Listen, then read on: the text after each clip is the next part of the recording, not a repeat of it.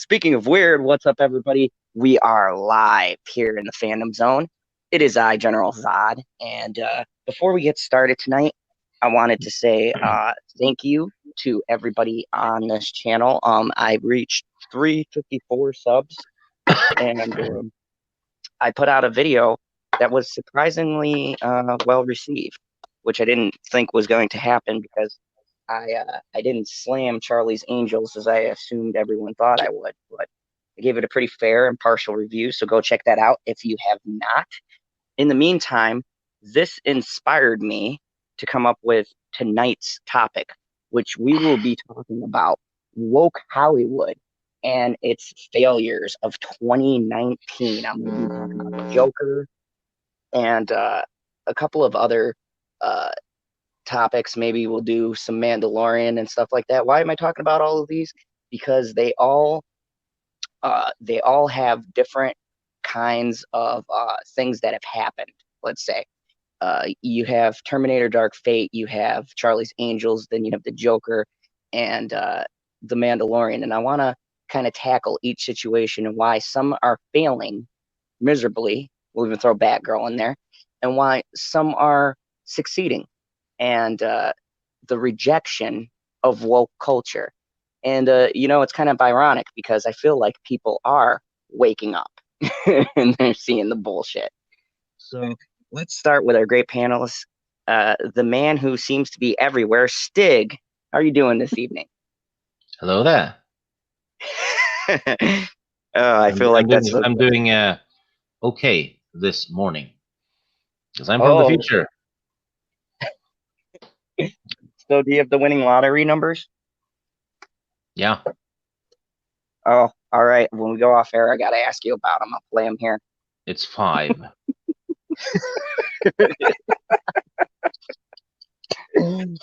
And of course, out of her slumber, kind of an honorary member now of the Fandom Zone. It's been coming from her bear cave to our crazy shenanigans. Mama Bear, how are you? Hey, y'all. Doing okay. Just waiting for my coffee.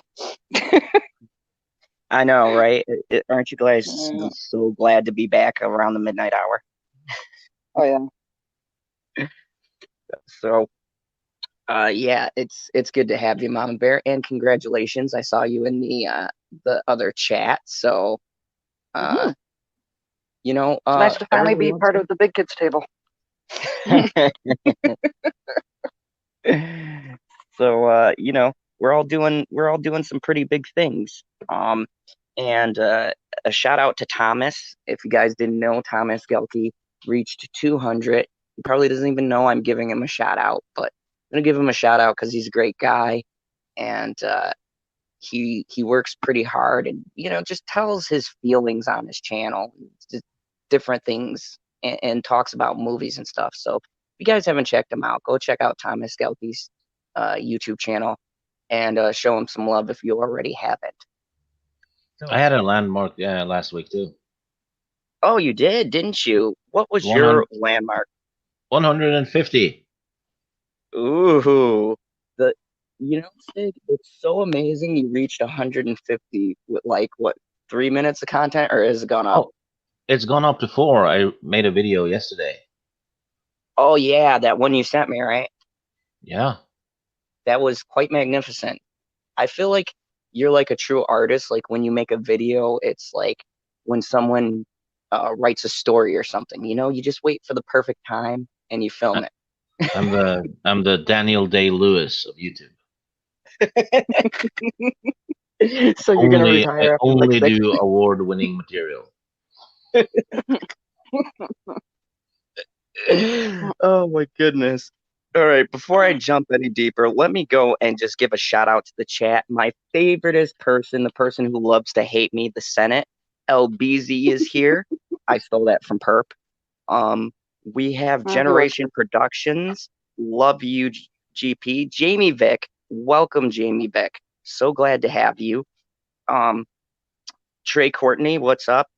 I did do a notification for the stream, Jamie Vick.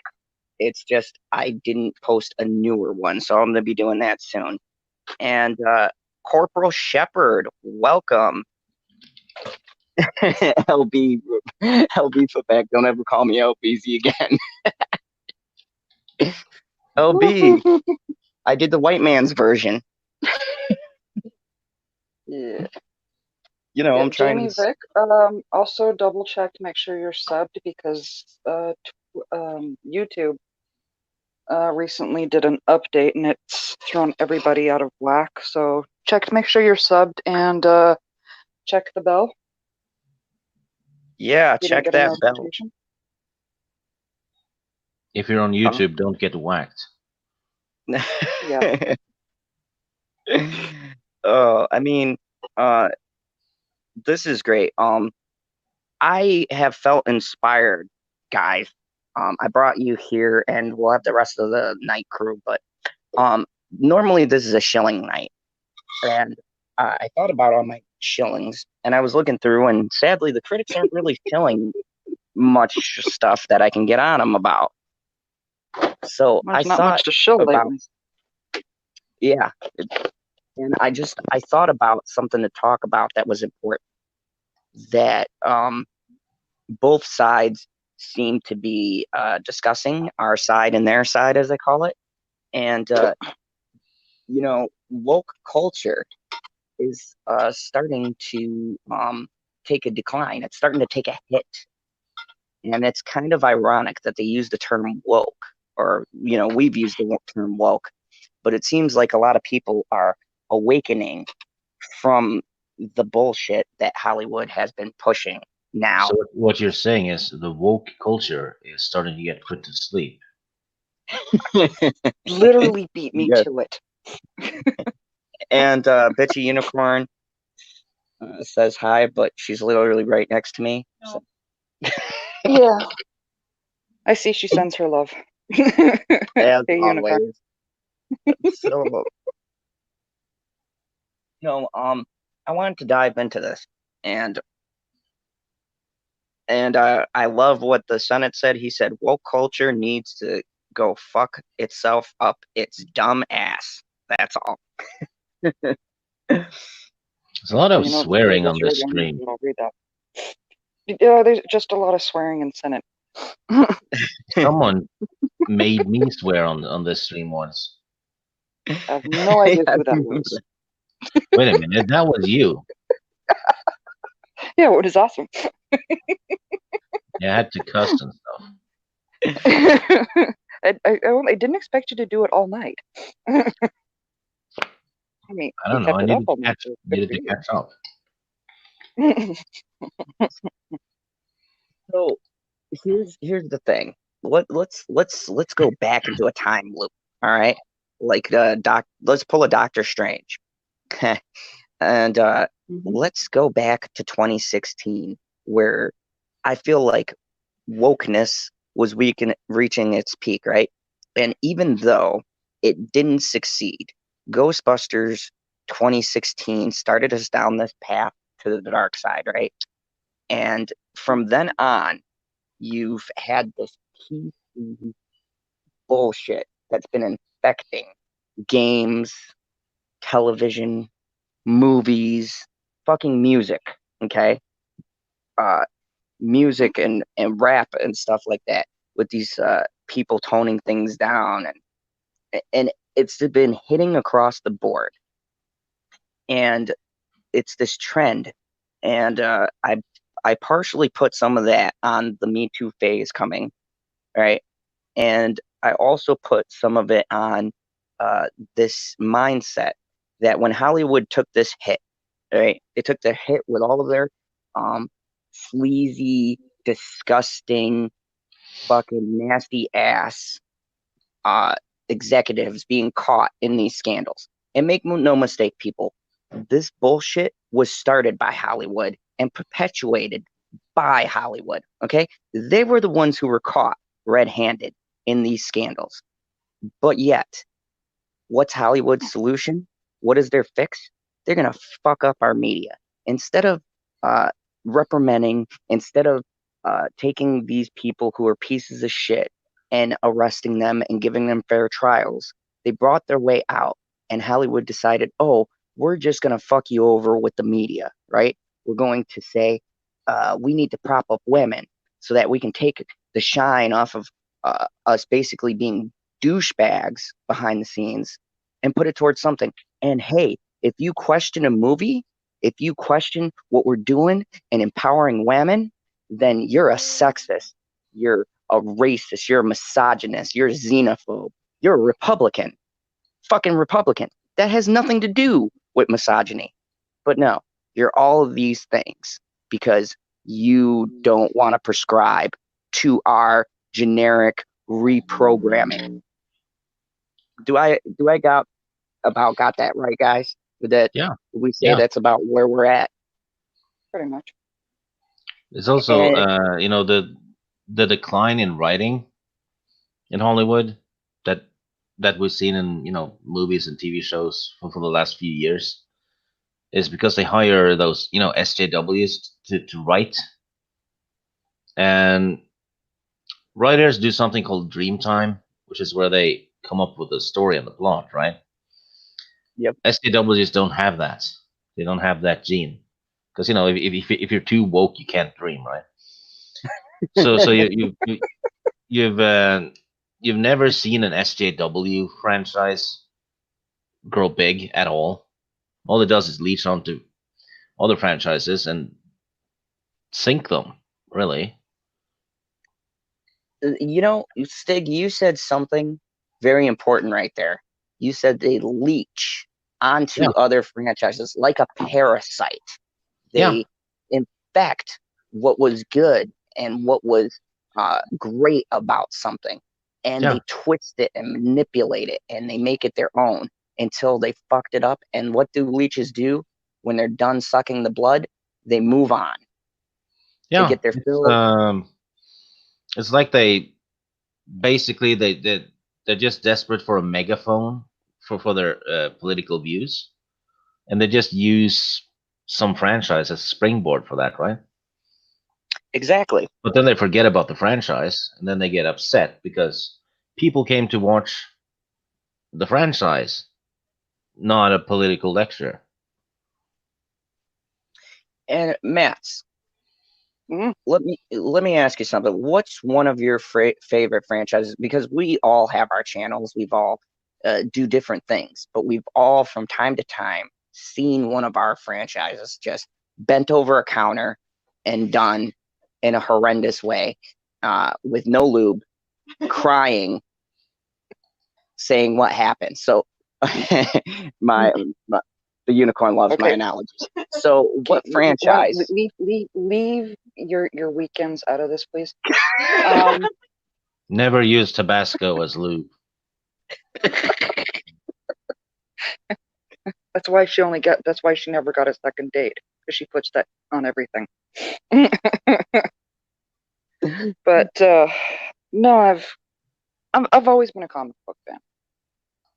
You know, so I've already seen over and over my favorite one filled. I mean, one of my favorite characters has always been Phoenix and Rogue. Loved both of them. You know, Phoenix they just can't get right to start with. Oh, and Rogue was supposed to be one of the strongest female characters in Marvel. They started off well before this whole SJW bull flop. You know, there you go. I'm almost sounding like Senate there. Well before they turned her from a strong character into this weak little. You know, she spends half of the trilogy screaming. You know, Mats, I am with you. You and me both read comics, and I'm sure, like myself, if you're a fan of Phoenix, you've read probably the most influential and important X-Men, the Dark Phoenix saga. I've read that one too. The whole Phoenix saga. They really need to actually just put out a Phoenix trilogy, the whole Phoenix saga as a trilogy. But I mean, we can agree that the treatment that movie gave it, and Matt, I defended that movie even when things were coming out and people were saying stuff. I wanted to have hope because as a Mhm. comic book fan and me as a comic book fan, you always hope that maybe what you're seeing is not going to be in the movie, right? Sometimes it's not.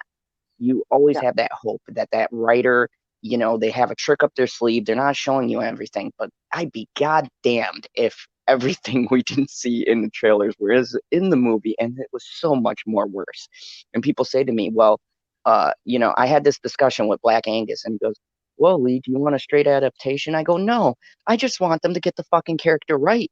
I'm not saying you Mhm. got to straight adapt. You don't have to do a Watchmen, okay? I mean, Even though I love that for, movie, you yeah, don't have to do for a starters, Watchmen. stop making it as a split personality when it never was. It was an entity. It was a separate. Thank you. I've said that 1,000 times. It is a separate entity. It's like two Mhm. different consciousness. That was the draw with the comic. Was a battle within herself with this foreign entity that shared her body, and she couldn't control it no matter how hard she tried. And that was the Because it had no concept of the human experience, of human emotion. When it got the taste of that, that's when things started going haywire.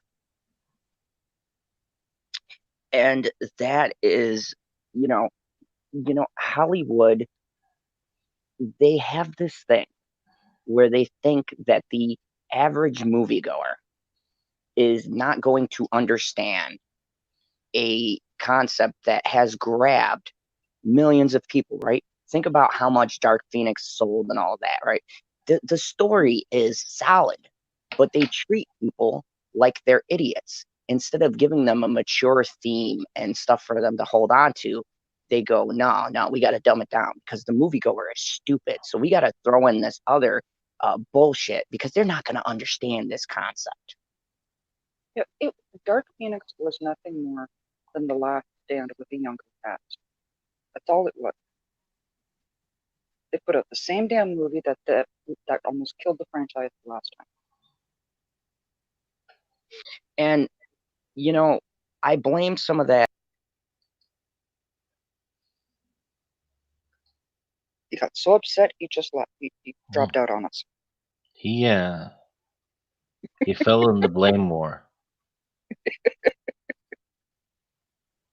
For the love of God, don't press the back button. Hi, LB, what's up? I decided to grace y'all with my presence. Hey, LB. Hello. LB, I'm so glad that you're gracing us because tonight is a special topic. I was inspired by my review I did of Charlie's Angels, and I wanted to talk about woke cultures in Hollywood, its failures and some successes that we've had. And right now we were talking about Dark Phoenix, but I wanted to know, I'm gonna mute LB, myself for like 15 minutes on. I need to go get breakfast. no problem. LB, I wanted to know for you, what is a good example for you of something you looked forward to seeing, and then you go to see it, and political and gender swap and all that bullshit ruined the film for you? What was your movie that just really grinded your gears?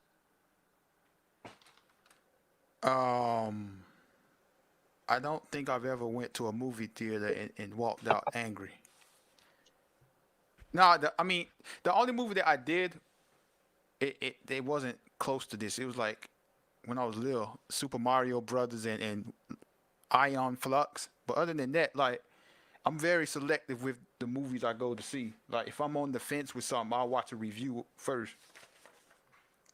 But yeah, I haven't walked out of a theater and just been angry. Sorry. No, that's cool. But Nothing. Nothing. even taking movies out of it, what about like television shows, series, just something that's been ruined for you due to this mentality that seems to be going around? Man, you're putting me on the spot. Now I got to think. I know tonight's the tough questions. I'm in serious mode. And TV shows, TV shows. It's okay. Well, While you think, I, it's I, I, I got a TV go show. ahead. All Well, right. Law and Order SVU. Like, it was one of my favorite TV shows. Like, but once Chris Maloney left, who was Detective Stabler on the show, once he left, and Mariska Hargitay got more power in the show, like she became an executive producer and she became like the main lead of the show. It just started going down the, as y'all like to call it, woke in the SJW route, and like now it's like all the way there. Like this season, they did an episode about Jussie. The next episode was about abortion. They did a transgender episode. It's like now that stuff ain't a problem, but they don't play it down the middle. They always go the extreme left with everything, and like they're preaching to you.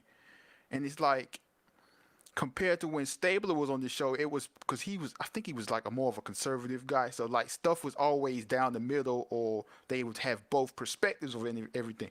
But this right here, everything's just extreme left, like all the way left with every single opinion and thought. And it's just too much, man. Like I hate watching it every single week.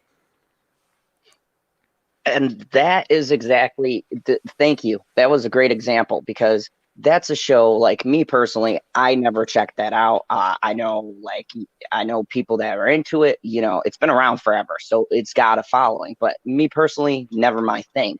But see, now Law and Order, I would never think, when I'm talking about this stuff, I never think, oh, Law and Order is going down that route, because it's SVU, Special Victims Unit, right? So it's crimes. How can they take it left, Right. You're telling a story about a crime. Like there's no evidence that criminals are more right leaning. You know what I'm saying? Like, Yeah. there's nothing out there like that. So it's like, you're a cop show, man. Just play it down the middle, man. And like, I don't know if you know who she is, but Detective Benson, Mariska Hargitay, like I said earlier, she became an executive producer.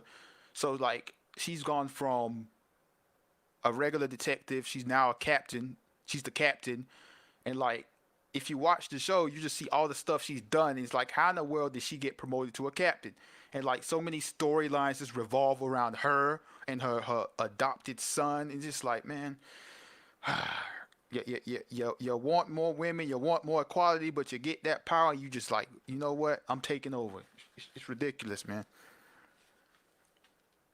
And, I'm going to hit several different things tonight. If you guys saw the thumbnail, we're going to talk about something I'm excited about. Joker reaching that $1 billion. Fuck you, Captain Marvel. Eat a dick. I just had to throw that in there. We're going to talk about... I know, it was uncalled for, but goddamn, I hate Brie Larson. I wanted to see this new movie coming out. It had Jamie Foxx and Michael B. Jordan. It looked good, and then as soon as I saw Brie Larson, I said, nope, fuck that shit. But I want to talk about that. I want to talk about Batwoman now. They're talking about canceling the show. Hold on, let me interject for 1 minute, because Trey Courtney did put up a really good point Awesome. a little bit ago. I said, did these SJWs watch slasher movies in the 80s? They had great protagonists. And he actually that's a really excellent point, because most of those slasher movies not only had one surprisingly good writing, much better than what we're getting now, but most of them, the protagonists were actually female. Yeah. I mean, go ahead, bro. Oh no, I was just gonna say, you had Halloween, the first Jason, right?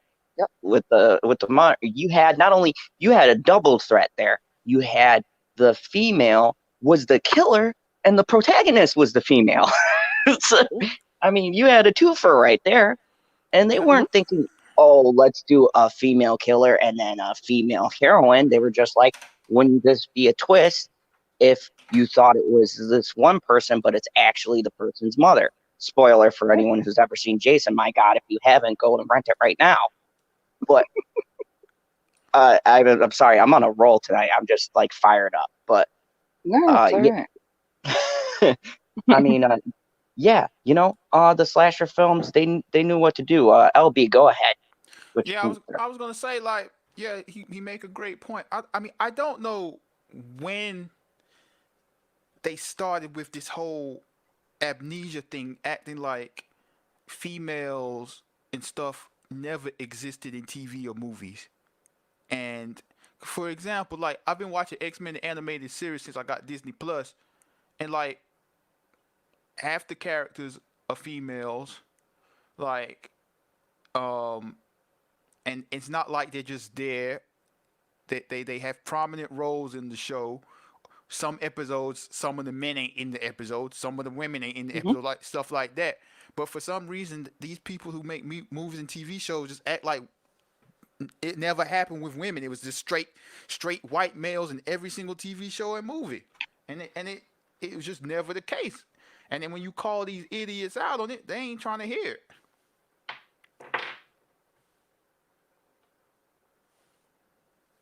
No, actually, I like that you brought up that that TV series because I loved that when I was in high school. And what they did for Rogue in that series was beautiful. And honestly, they really Hollywood should go back and watch that. Like Disney in particular should go back and watch that because how they wrote Rogue in that series showed the perfect balance of both pained and strong, which is something that they're really struggling with, nowadays. There's no pain with these women characters these days. Yeah, and it that's really not and even all that's a that big strong either. Not at the and same time. Go ahead.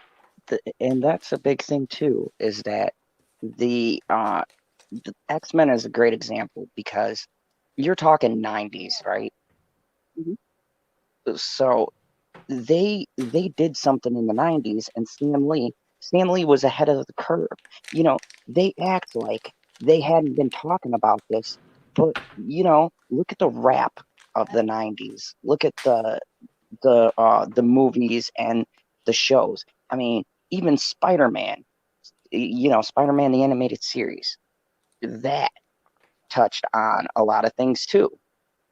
I mean, Batman the animated series, that was also pretty heavy. A lot of different themes in there as well. And this shit has been talked about tons of times, but Hollywood's been ahead of the curve, or they've been behind the curve. My bad. They've been behind the curve. And you know what it is? It's that they messed up when this Me Too movement started. They were in the wrong, okay? But they don't want to admit it. So instead of admitting it, they're going to go and push narrative into an overdrive because they want to seem like they are for the females. They're not these bad guys that the media portrayed them to, even though you have people on talk shows getting outed, and actors being outed now years after. But they're a bastion of light. Look, they made Captain Marvel. We respect women, and it's all smoke and mirrors. It's misdirection. It's classic misdirection. Actually, on that thought, Jamie Vick did posted a thought that's actually right along the lines of what you're talking about. And she says, what these people don't seem to realize is that there has to be a balance between men and women, or both are needed for the perpetuation of humanity. Wow. Oh, Jim. Mhm. Well, I'm done. That's it. Well, thank you all for coming.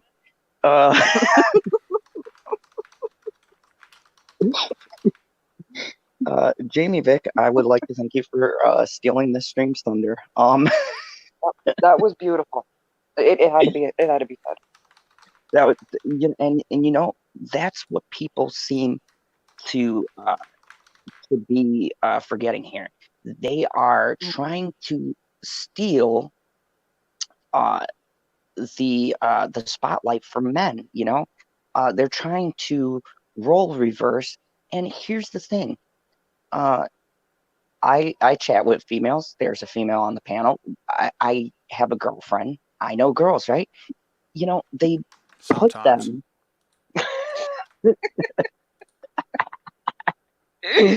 Okay, they're putting females in these roles, and ask the typical female. Ask her if this a role she can even see herself doing, like this push for the action genre, right? Half of the fucking females don't want to see those movies unless it's Jason Momoa with no shirt. What movies? I go see You that. know, Talking about superhero movies? yeah.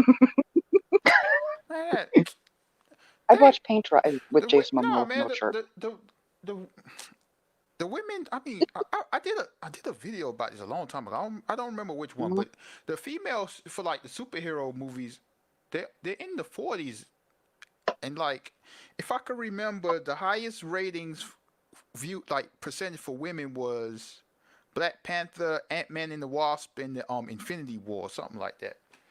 But like, yeah, I think Aquaman was higher. Well, yeah. God, I hate Jason Momoa. Love him, Jason. Love Of course you do, man. him. Yeah, well, oh, I'm gonna though I've finally watched Creed, and I'm gonna track down Creed 2 now. But so this brings me to my first one. Now, you guys can check out my review on Charlie's Angels. I'm not going to tell you what I scored it, but I was surprisingly fair.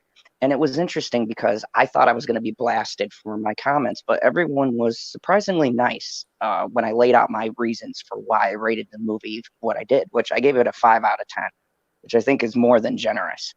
And I gave it a 5 out of 10 simply because of the fact that despite its feminism that's in there very heavily, there are places where they scale it back and they do respect the Charlie's Angels franchise, despite what people said. It did respect the legacy. That wasn't the issue. The issue was, once again, feminism bogs down the story, pure and simple. And Elizabeth Banks can't direct.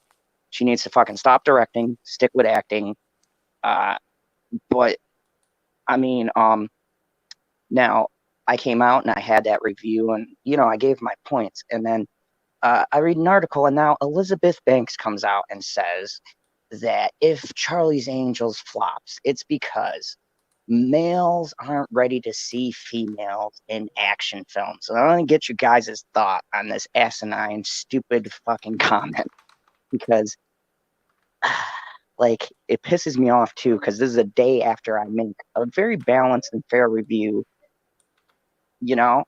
So let me go down the line here. I think Stig is still muted. LB, what do you think about Elizabeth Banks playing the victim card, saying, "Oh, males, they don't want to see females in action movies"?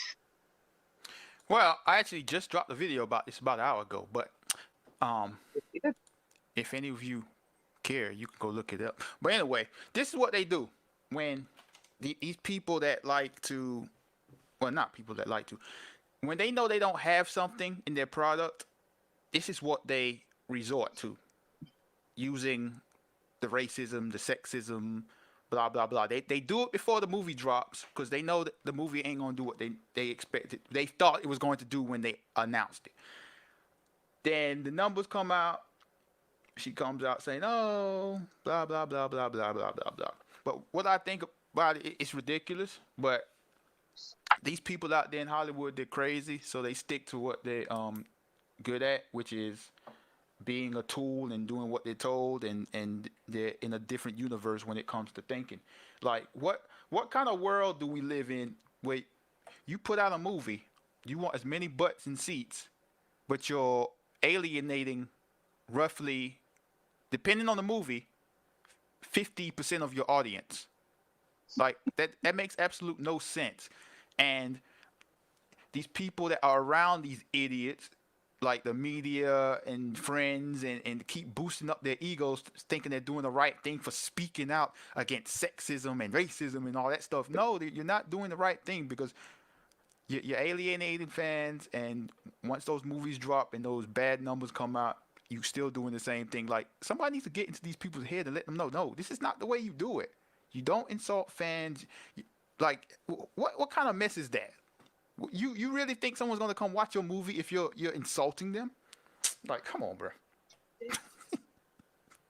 And here's the thing.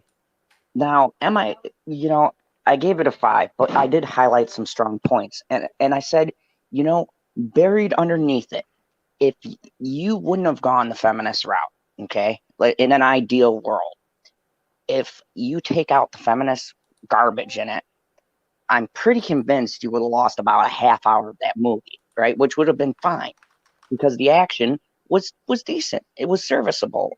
Surprisingly, Kristen Stewart wasn't as bad as I thought she was going to be. She actually has more of a personality than Brie Larson, which shocked me.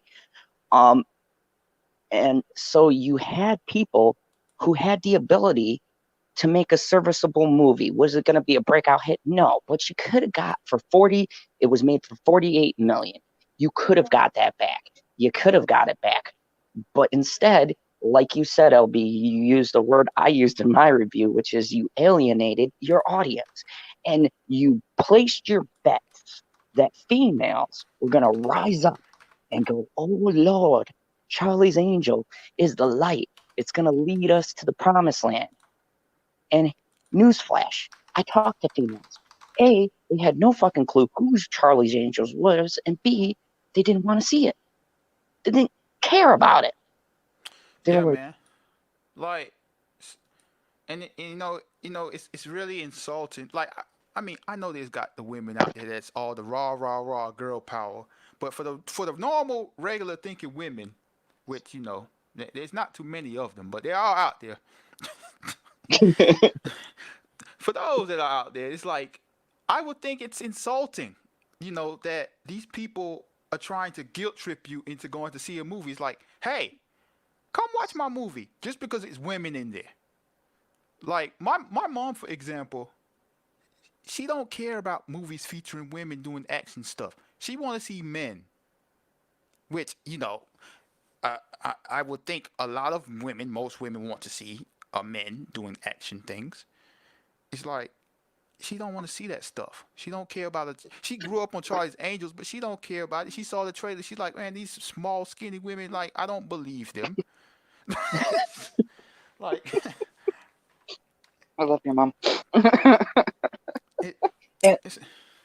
And here's the shame thing, LB. The shame thing is that while I'm watching the movie, they were somewhat realistic. Like Kristen Stewart gets her ass handed to her tons of times in that film.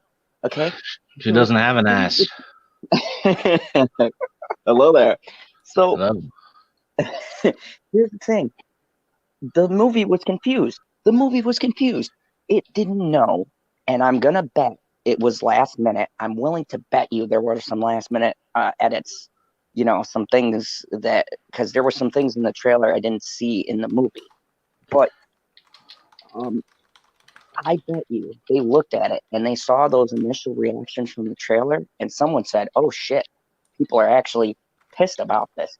Because you get to the beginning, they lay it on thick. You get to the middle, they scale it back. And then the ending lays it on kind of thick.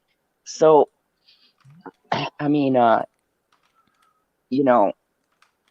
formula isn't working. And I agree with Stig when he said in the beginning, these people, these SJWs, they don't have a creative bone in their body. I feel like the politics is the only way, and the IPs are the only way they can come up with anything creative. Because they can't create their own stuff. Can I weigh on Charlie's Angels now? From the female perspective. Yeah, go ahead. Honestly, they could have had absolutely no SJW nonsense in there. But the moment she turned around and put that tweet out, that's what shot themselves in the foot. Soon as she put that out, saying that if you don't go see this, it's that same nonsense that just about every female has ever heard out of their mother. That's what put the nail in the coffin. Yeah, man. Probably it's spot on. insulting. It's She like just guaranteed no one's gonna go see it. I haven't seen the movie, but from the reviews of the people that I know, that I trust, it's like they said that, like you said, Zod, she can't direct, and that's the thing. And from reviews I've read from the people that think the movie is great and how Elizabeth Banks did such a great job, it's just like, bruh, I've watched reviews from people that study film. Like, no, she did not do a great job directing. Like, the editing for the movie was horrible, so people have said, because she didn't know how to direct action. Like, they basically said the movie is like one long Instagram story. Yeah, yeah, yeah, that's pretty accurate. And Can I chime in a little bit? yeah, go ahead, Steve. You know how they always lose their shit over cultural appropriation. Yeah. And all that, but then you see SJWs leech onto old franchises because that's all they do. They just look to the past to find something they can reboot and edit and make it into their own, right? Wouldn't that count as generational appropriation? Because they're basically just stealing from the talented generation that came before. The hilarious thing to me about this is, she Elizabeth Banks wrote the movie, directed the movie, and she produced the movie. So I don't know. Well, yeah, she wrote the movie, so this was in her entire idea. Like, she talks about women, women, women, this, and getting chances in Hollywood, but you remade a movie. Like, she could have made her own action movie with the same stuff and not call it Charlie's Angels, and made $8 million opening weekend. But you use the previous brand and you damage the brand that, like, nobody wanted it. It's like you want its power in Hollywood, but you're not even doing anything powerful. You're just remaking something. And LB, that's you want to hear something funny? So I never knew this, but I found this out. I watched I can't remember where I seen this from, but she also took over the Pitch Perfect franchise, and Yeah, those last two ones. She directed 2, didn't her? Yeah, she directed 2. I don't know if she did 3. Yep. I'm pretty sure she did 2 and 3. The first one was the only one she didn't do. And those two, good one. 2 was in and 3 was abysmal. She didn't direct. She didn't what's it called? Pitch Perfect? Pitch Perfect. I know for a fact she did 2, because I looked that up when I did my video. Yeah, I'm pretty sure. Okay, she didn't direct 3. She just produced it. Oh, okay. By the way, she had her fingers in 3. I did not mean for that to sound the way it did. So, I mean, here's the thing. You can sit back. You can blame people for your failures, okay? But, what's funny about this, LB, as you pointed out, and Mats and Stig and everyone watching, she is blaming everyone else. But look at what it says in the movie. Written by, produced by, directed by Elizabeth Banks. Right. If you're going to put yourself in a position where you're taking full credit, then you better make damn sure, one way or the other, you're willing to take that hit. If it's good, then hey, great. You can pat yourself on the back. You can say, hey, I wrote, I produced, I directed. I'm the woman. Or if you're going to take a hit, then take the hit. Be like, you know what? I kind of messed up, guys. It was not me. I can't read her mind, but, like, I know, from my perspective, she knew she had nothing. She knew she had nothing with this movie. Like, she had an idea. She wanted certain people in it. She couldn't get those people in it because the script sucked. So she settled for these people that nobody knows, and one person who they thought was going to bring in tickets for Twilight stuff. But nobody cares about Kristen Stewart. So she knew she had nothing. So she had to try this gimmick of going the woke route. But nobody was smart enough to tell her this doesn't work. It doesn't. Like they think because Captain Marvel made $1 billion that is going to work for everybody. Like no, you don't have the Marvel name behind it. It's not going to work that way. It's not just the Marvel name. You don't. They don't have the marketing. Marvel could have put a movie out of a white piece of paper and people would have went and seen the movie. All right. Yeah, man. She had nothing with this Charlie's Angels, man. She should have made something original, but then again, she might have not been able to get the funding for it. But she's Elizabeth Banks. You would think she'd be able to get the funding the way she talks about herself. I actually noticed something. She was she was playing the sexism card today, I think. Yeah. Blaming men for not watching her movie or something. She didn't do that. She just she put out a tweet. That's all that other stuff is from like previous weeks, but she put out a tweet saying if you're gonna flop, you might as well have your name on it 4 times or whatever. It's like, yeah, whatever. Yeah, I think I saw she said something about Charlie's Angels was never a franchise for men anyway, or something. Which is weird because Charlie's Angels was basically the Baywatch of the 70s, right? Mm-hmm. It's the spy Baywatch. It has a male following, and still they don't want to see it. And the people she's catering to, which is the woke bunch, they never support anything. Right, they don't.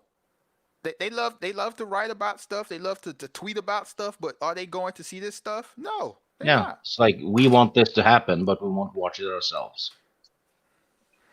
And she could have made a movie with men and directed it, and then got more women to go see it. She could have made some Magic Mike action movie or something. Mm-hmm. And let's just go to that. You know what, LB? You bring up a good point. Let's just go to that. Let's think about Magic Mike for a second. God, I thought I would bury that in the past. But think about that, right? Think about that movie. No substance. Fucking terrible. Okay? No storyline.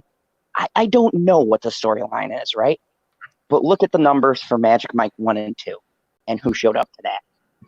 Everyone and their mother would see that film. Why? Why? Why did everyone go to see Magic Mike? Sorry, that was just. Yep. Yes. I went for you know why? You know why SJWs? You pack of fucking weirdos. The reason why is because as much as you don't want to admit it, okay, as much as they want to bury their fucking head in the sand and they don't want to admit it, the sexist angle, okay, sexism, all right, all of that, the exploitation of women and men, that shit sells. And don't be fooled. It's not one-sided. You think women don't like looking at men? Are you fucking high? You tell me. That's my thing about it. I don't understand why they like to play this angle like women don't like men. Like, why? Please, women are just as toxic as men. Do you people realize how babies are born? Like, the majority of babies. I'm pretty sure they're doing some weird stuff now, but you know what I'm saying. Like, it's not even so much as how they're born; it's how they're, created. And I'm not gonna lie, never mind. I'm gonna try to keep this at. Well, that went down the tube. But no, I mean, so look at that, okay? Look at the fact that a movie based on strippers with no storyline did phenomenal for a movie like that. Phenomenal in the box office, and so did its sequel. Okay, and all it was strippers and dancing, and you couldn't. There was the female crowd in that movie was ridiculous, right? Picture the outcry if the movie was about female strippers and there was no story, just a bunch of women stripping. Yeah, that was Showgirl. Yeah, I know. I got people that would have lost DVD. their minds. And sex, males are pigs, and You you know know, what's weird? women go to Feminists plenty, Mhm. bruh. say that all men are pigs, yet they want to be equal to them. You know, I don't go to strip clubs much, but when I do, there's just as many women in the strip clubs as men. But Mhm. you know, but man, that's beside the point. But like back to this Charlie's Angel thing, it's like, you know, she did all this talking, and then she put out that movie, the most basic plot, bad directing. Like you want more for women, and that's all you gave? Okay, yeah, well, And you know, it's an insult. It's an insult to me. Okay, to me, and I think you said this, Elby, but it's the truth. To me, and I'm sure Matt can agree too, is that I feel like that you are insulting women. Like I feel like they are saying that women are so weak that they need people to champion them because they can't they can't think for themselves. They need they need Hollywood to come in on its big white fucking horse and to come in and go, "Oh, you need to be empowered. You need to not be held down by the man. You need to take what's yours. Don't let a man tell you what to do." And it's like, dude, they have mothers. You have a mother, you have a father, I assume, or maybe you just have a mother. Either way, it doesn't fucking matter. You've had a figure in your life that has told you how to be strong and how to be confident. And if you didn't, then that was just bad fucking parenting, and I'm sorry for you. But Mhm. I mean, you don't need a fucking movie to tell you who you are. And that's the biggest thing that pisses me off about this whole thing. so you mean to tell me when you watched Superman 2 or 3 for the first time that you as a little Zod didn't see yourself on the screen and resonate with General Zod in the movie? Well, that's different. That's yeah. But I was little. I wanted to fly. I didn't get enough of the sun rays yet. Well, there you Once I go. did, though, I Hey, soared like an eagle. Tommy, I look, bruh. I don't know. They got all kind of injections in this world now. They could be doing strange things now. I ain't talking about that. He, I think they started using soy. And hey, just so everyone knows, we got 15 people watching. Thank you. I appreciate this. And I appreciate all of you. And, you know, shameless plug, if you're new to the channel, hit that like button and hit that subscribe button if you're not subscribed. And if you are, check because YouTube's a bunch of dicks. So make sure you're still subscribed. Um, but anyways, yeah. So, you know, I've said my piece about Charlie's Angel. You know, um, fuck Elizabeth Banks and fuck the Hollywood machine as far as that goes. I mean, Another example of failure. I mean, the fact, as soon as she put in Kristen Stewart was going to be destined to fail, because that woman is, and I'm using the term loosely right now, but yeah, that woman has been nothing but controversial at this point. And it's not like anything that's falling out of her mouth is making people want to go see her. Her and this whining that she had not that long ago about how she's not getting roles in movies because she's bisexual. Big friggin' deal. People aren't bringing you in because you like to flip a coin and go heads I'll get some tails I'll get some heads. They're bringing her in. They're not bringing her in because she's a crappy actress. You know, and I wouldn't even say it's her necessarily as an actress. I would say it's her actor, producer, writer. When she's directed efficiently, she's not half bad. She's all right. It's her trying to take on these roles. And look, I can understand if I you're thought you was talking about Kristen Stewart. You talking about Elizabeth Banks? yeah, Elizabeth Banks wasn't has a I'm talking Kristen Stewart. That's what oh I Kristen thought. oh Yeah. all right, well shit, I was a little turned around there. I'm Kristen just Stewart. confused.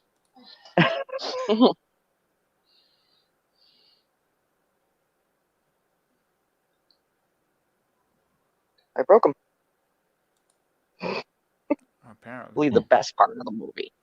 Never thought I'd say that. God help us. You said the But, best yeah. part of the movie is when it went off? No, that was a highlight. LB, I looked up and I said, damn, those were some fine end credits. I heard there's a bunch of them. There you go. You've heard it here. Zod likes big end credits and cannot buy.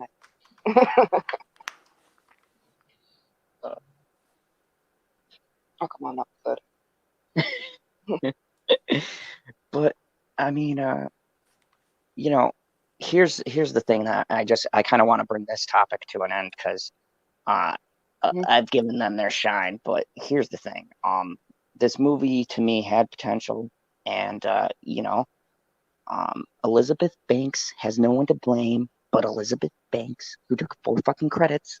It's your fault, and take the hit. And for anyone, just make a better movie. That's yeah. it. That's all there is And, to it. To be fair, though, in defense of Elizabeth Banks, actually, did anyone expect a Charlie's Angels masterpiece? Though it was always going to be like a 6 out of 10 at best, anyway, right? Hey, she's making this for all the strong, powerful women. She could have made a better movie for the strong, powerful women out there. She also could have had a better soundtrack. Oh yeah. Oh God. All right. So moving right along, my next topic was going to be the exciting part, the part that made me dance on some stairs. Going, why so serious? Joker reached 1 billion, and I wanted to talk about this because this signifies something very important. Okay. First off, fuck China, because you know what? We talked about Blizzard and everyone kowtowing and fucking bending the knee. Yes, Game of Thrones reference, bending the knee to China. And what did Joker do? Joker was not allowed to be released in China. And they said, you know what? Fuck you. Todd Phillips said, I'm not changing my movie. I don't need the Chinese market. And guess what? They didn't. He reached 1 billion without China. So I want to get the panel thoughts. What do you guys think? Did you just say we? Yeah, I'm a little excited about this. I'm a little excited about it, but I wanted to get your guys' thoughts. What do you guys think about Joker reaching the 1 billion? Do you think it deserves it? And do you think this is a sign that Hollywood needs to take into account? Go ahead. We'll start with Sid. I finally watched it a few days ago. I thought it was great. 9 out of 10. I'm not surprised that it made 1 billion, because it's DC, right? It's a superhero thing. Basically, it's a brand. And then the SJW has told people not to watch it, so of course people will watch it. But I'm not so sure. Well, I don't know why it's not being released in China. I haven't heard anything about that. The censors. What's being censored in it? They wanted Todd Phillips to change the ending, or to censor the ending. Well, the ending wasn't that graphic or anything. It's the messaging. Oh yeah, it's the demonstrations, right? Yeah. Wow. I don't want to ruin it for anyone who hasn't seen it, but yeah, I have a feeling it's the messaging that they weren't too keen on. So Stig, do you think that it deserves 1 billion, and B, that this is a sign that Hollywood needs to take into account? Yes, on both accounts. If you make a good movie, it deserves all the money it can possibly get, right? Because that means they'll make more movies like that. It's a win-win for everyone. What was the second question? And the second question, do you think this is do you think that well, the first one was, do you think it deserved $1 billion, and B, do you think that this is a sign that Hollywood needs to take into account? Well, I hope so, because you have Charlie's Angels, which is a woke movie, flopping like crazy, and even Terminator is flopping like crazy. That one was the same kind of thing, really. They wanted to kick men's ass with it, right? Both of those are flopping, and then you have the Joker, which is just a movie. It's just a good movie. It's not aiming kicks at identity politics or anything. It's just very well written, and it's a good story. So I hope this makes people in Hollywood high up think, because maybe we should just go back to making good movies and not preach at people. Let the audience think for themselves instead of just being spoon fed. Well said. Very well said, Stig. All right. Well, shit. LB, I know you may not have seen the Joker, but I'm pretty sure you've seen like videos and things like that and followed up on the news. Nope. So, with what you know, and then with China being out of it and everything, and just on its accomplishment based off the numbers, do you think this is a sign? Okay, $55 million budget. It's not a big Marvel budgeted film, very modest. Do you think that this is that Hollywood should take this into an account when going forward making a movie? Well, Hollywood is about trends. When the first Avengers did all the money, everyone got into the superhero game. When Wonder Woman dropped and did all the money, everyone wants to start doing female superhero movies and whatever. When Agents of Shield became a TV show, everyone starts doing the superhero TV shows. With this being that it's the first R-rated movie to hit the billion, and it did it without China, one could hope that the future for Hollywood is to stop making movies that have 200 million plus budgets. Every movie don't need to be the Avengers Infinity War budget wise. Scale it back. Make good films. Don't be out here preaching. And put out a good movie. You would think. I mean, maybe we'll get more comic book movies that doesn't follow the Marvel formula. Maybe this will show to DC is like, okay, maybe we can go down like not so much R-rated movies every time, but maybe the hardest PG-13 possible, and just go down that route with our movies for a lot of the characters. I mean, not every character need to be like Joker, because I mean, the Flash ain't that type of character, but you know what I'm saying. But one can hope, but Hollywood is, man, especially when Disney controls so much of the Hollywood landscape. I don't know if a lot of these studios will go down the route of scaling back the budgets and making movies more like Joker or more R-rated movies. They'll still follow the Disney route. Yeah, and here's the thing. The big question is, are they going to mass produce these R-rated films? Because you don't want that either. Oh, you're definitely gonna get some random R-rated superhero that nobody likes or nobody heard of or cares about, and then that'll flop and then they'll stop. Like, yeah, you remember when Wonder Woman came out, and then like the next week they start greenlighting Black Cat and all those random Spider-Man characters. I was like, bruh, ain't nobody heard of these characters that y'all greenlighting. So I'm pretty sure some studio is gonna greenlight some random R-rated superhero movies in the next coming weeks or whatever. And an R-rated Black Cat would definitely fill seats. Just outfit alone, and see, here's the thing. This could be a good or a bad thing. This could be a good or a bad thing. Part of me is excited.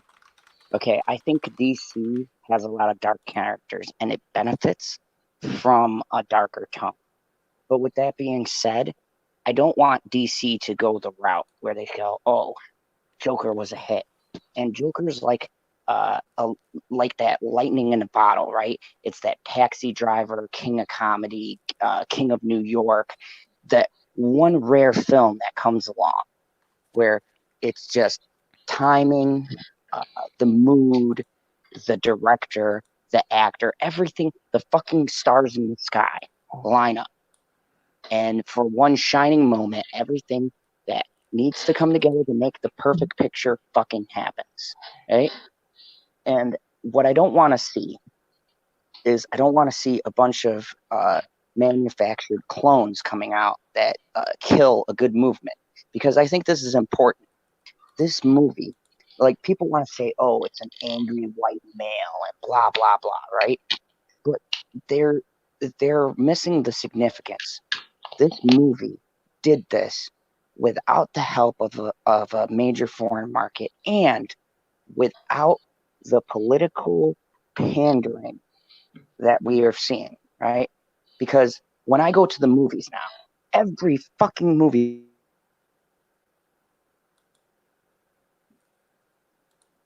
Okay, while he's done, I'm going to make my point about Joker. Yes. Actually, I will disagree with you. I think it actually did get some help with the political pandering. Dropped a political bomb, and the best part about Joker was it never came. Go ahead, Matt.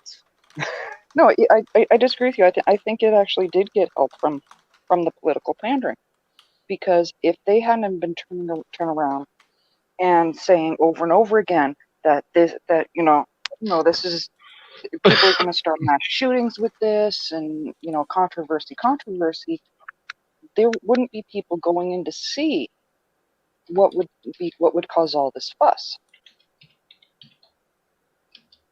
Yeah. And I have someone new here. Hold on a second. Let me see. Oh, damn it. Him and Flop. Flip. Him and Flip. God's. I hope I didn't butcher your name. He said, at General Zod's fandom zone, DC is going to the shitter, JJ is coming. Look, I'm not on the JJ hate train, and you can berate me. I know Miss is in the chat. She's probably like angrily like punching her computer right now, but I don't hate JJ like everyone else does. Sorry, I don't. I'd like some stuff that other people don't like. At this point, we need someone in DC like Kevin Feige. Am I going to say JJ is that? No, in no way, shape, or form. But he does know how to spruce up certain things. And I know what everyone's going to say. Oh, what's Star Wars? Look, he started The Force Awakens, and you can say what you want to. I still like Force Awakens, okay? Even with Last Jedi. Blah, I don't care what anyone blah, says. blah, blah, blah, blah, blah.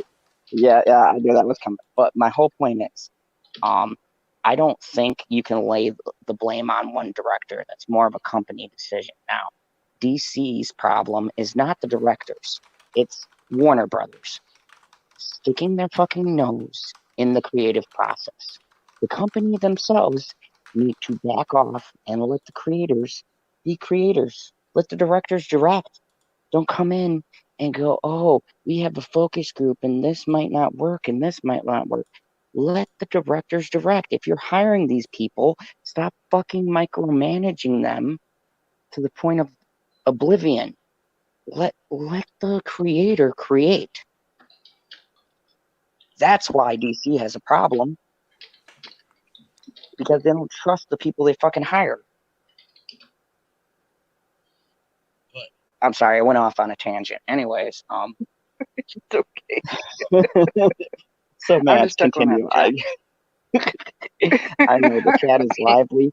We had about 20 people, and thank you everyone who's here. But yes, continue, Matt. No, actually, I haven't seen the Joker at this point, but really, no, a lot of people went to go see it, just because of the controversy, because controversy is what actually sells. A lot of YouTubers made videos off of the controversy. Exactly. Dun, dun, Yep. dun. And you know what? This is a great segue. Because enough said. We've covered the Joker. It's been covered 1,000 times. So enough said. On this LB channel brings alone. up a great point that I was going to talk about, and we need to address. And I'm about stirring the pot, so let's get some shit going. I believe with this woke culture war that we have, people are calling it, right? I want to ask the panel, how many people here, and in the chat as well, how many people here believe that both sides swing too hard one way or the other, right? Like the side that wants change looks for stuff within films, even if it's the littlest things to attack. And the opposite side also does the same thing. Okay? So what I want to talk about is, while we are standing up for the things that we love, is some of this just us perpetuating it on our side for the clicks? Let's just be real. Let's call it what it is. And does this hurt or help the situation? Let me start with Stig. Stig, what do you think? Sorry, what was the question? I zoned out of the fandom. So do you think that both sides can sometimes perpetuate this hype, that we both sides playing the hype for the clicks or whatever else? Not sure what you mean. So what I'm saying is, do you think that sometimes we look for stuff like that, even if there's like, maybe there's a tinge of feminism in something? I've done it myself too. And we want to condemn something, but we don't look at the whole picture. Yeah, absolutely. I saw it, during the Brie Larson stuff, because everyone was just analyzing everything she said. And I was like, a few times when I saw people make whole videos about one or two comments she made, I was sitting there thinking, it was probably just a bad delivery of a joke, right? Or the fact that she's a fucking robot and doesn't. Man, yeah, see, you're right. I mean, for me, that's why I stopped. Like, I mean, I even said in one of my videos, like, I'm not making any more Brie Larson videos until like legit news about the movie come out, because I noticed this. Like, people were just making videos to make videos off of every single thing possible. It's just like people like if Brie Larson smiled during the interview, oh, Brie Larson doesn't like this person because she didn't smile big enough. Like, LB is right. It's hypocrisy, because they're bashing Brie Larson for being a snowflake, and then they get triggered by her smiling. Right. And I mean, at that moment, like when I said I'm not making an interview, like it came to my head. It's like I finally realized the YouTube game. Like I finally realized it. It's like that's why I try not to say SJW and stuff like that, because practically the people who call themselves anti-SJWs and make the videos talking about SJWs, to me, they're all the same. They're just doing it from a different angle, and they're fooling people that ain't smart enough to realize this. Now, I'm not saying like if you like this stuff, you're dumb, because like you could like whatever entertainment you want to like. But there are plenty of people out there that are straight dumb and believe everything that these people throw at them. And that's why, like, for me, like, I always try to give an honest opinion, regardless if I agree with this person or not. Like, people deserve to hear the truth about stuff, regardless if it hurts your feelings or not. And here's the thing, is that I've been doing a lot of when I look at other people and stuff like that, and listening to other channels, and it's like, and I noticed something on both sides. on both sides of the argument, and I ask myself, are we just doing the same thing the other side is doing, but in Yes. reverse?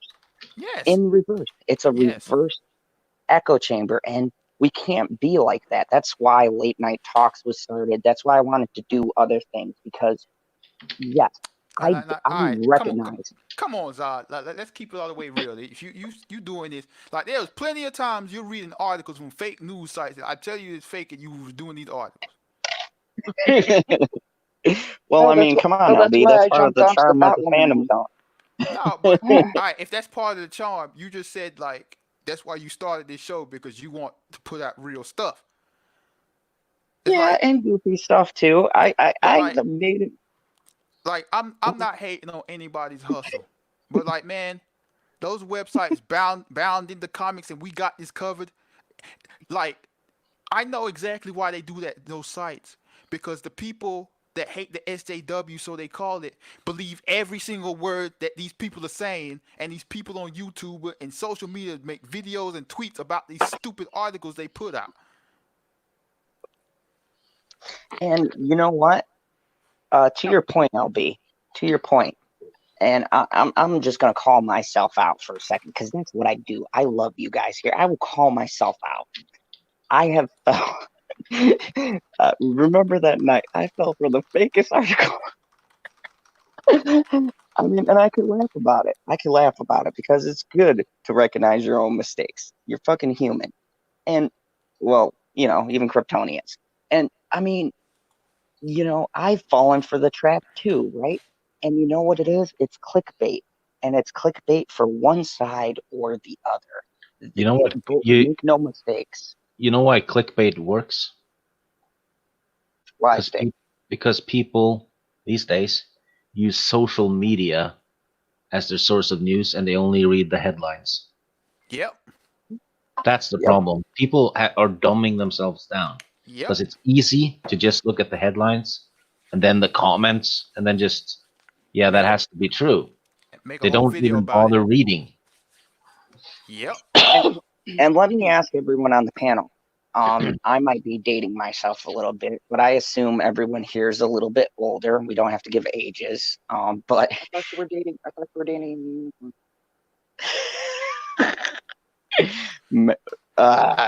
anyways, do you guys remember? Do you remember the good old days when newspapers used to report news? When I remember sitting down, I would go with my dad every day to this diner in New York, and we get a paper from the New York Times, right? And I know what everyone's going to say. Oh my God, the Times. I'm talking about the days before the Times was completely fucking liberal, okay? You would just sit down, you pay a quarter, and you get a newspaper, and you read it. And my dad didn't just see the headline and go, oh my God, it must be true. He read the whole entire article. And we don't got that anymore. We got these young kids who are controlled by the medias that we're in, and they see a headline, and like Stick said, they don't read the rest of the article. They just read the headline, and then they go and retweet or whatever else. All right, so Grim Monolith says I don't completely agree with LB. So what don't you agree with? Speak your What? mind. What a cold-hearted person. Yeah, like for He real. said, I don't completely agree with LB. Coming from someone who also writes for a YouTube channel, but I can't debate via typing YouTube chat. Sure, you can. PB, what's up? You What late up, PB? bastard. Not much, but I will guarantee you that Zod is dating himself on most nights. Hey, but Bitchy Zod, just like said, when you said that, Bitchy said, what? Zod, you know your point about the fake, like the you said back in the day, like when you read the newspaper and they reported the news. I mean, honestly, I know everybody has their freedom of speech thing, but I really wish, they would get back to somehow regulating the news, actually reporting the news. Now, when you say that Zod read the news, you put the word "read" in air quotes, right? Absolutely. Okay, You we're son on of the a same bitch. page. 'Cause like, We yeah, all heard it. cause like Stig said, man, like he said, it's the social media era with the headlines. Like somebody, I mean, I've talked about this on the stream before. It's like somebody with 10 Twitter followers could put out a tweet saying Star Wars, Star Wars, what's the movie called? Rise of Skywalker, entire script leaked, and then he gets that from Reddit. You see websites making news and reporting on this. Like that could have came from absolutely nowhere. Like I could have just made that up, and people are going off of this information. And they could have been like, I yeah, mean, that Ray blows up the entire galaxy. She resurrects Anakin Skywalker and then kills him again. YouTube videos about how Ray's the ultimate Mary Sue and Star Wars Disney has gone ultimate SJW. Blah blah blah blah blah. Isn't that called XP grinding in World of Warcraft? You wait for Anakin to respawn and kill him again to level up. Yeah. That's right. Yeah, but honestly, that's the saddest fact about this is at this point in time, we have pretty much an endless supply of knowledge at our fingertips. But most people can't turn around and take the what 2 seconds it is to check the information out. Yeah. It's too much for people.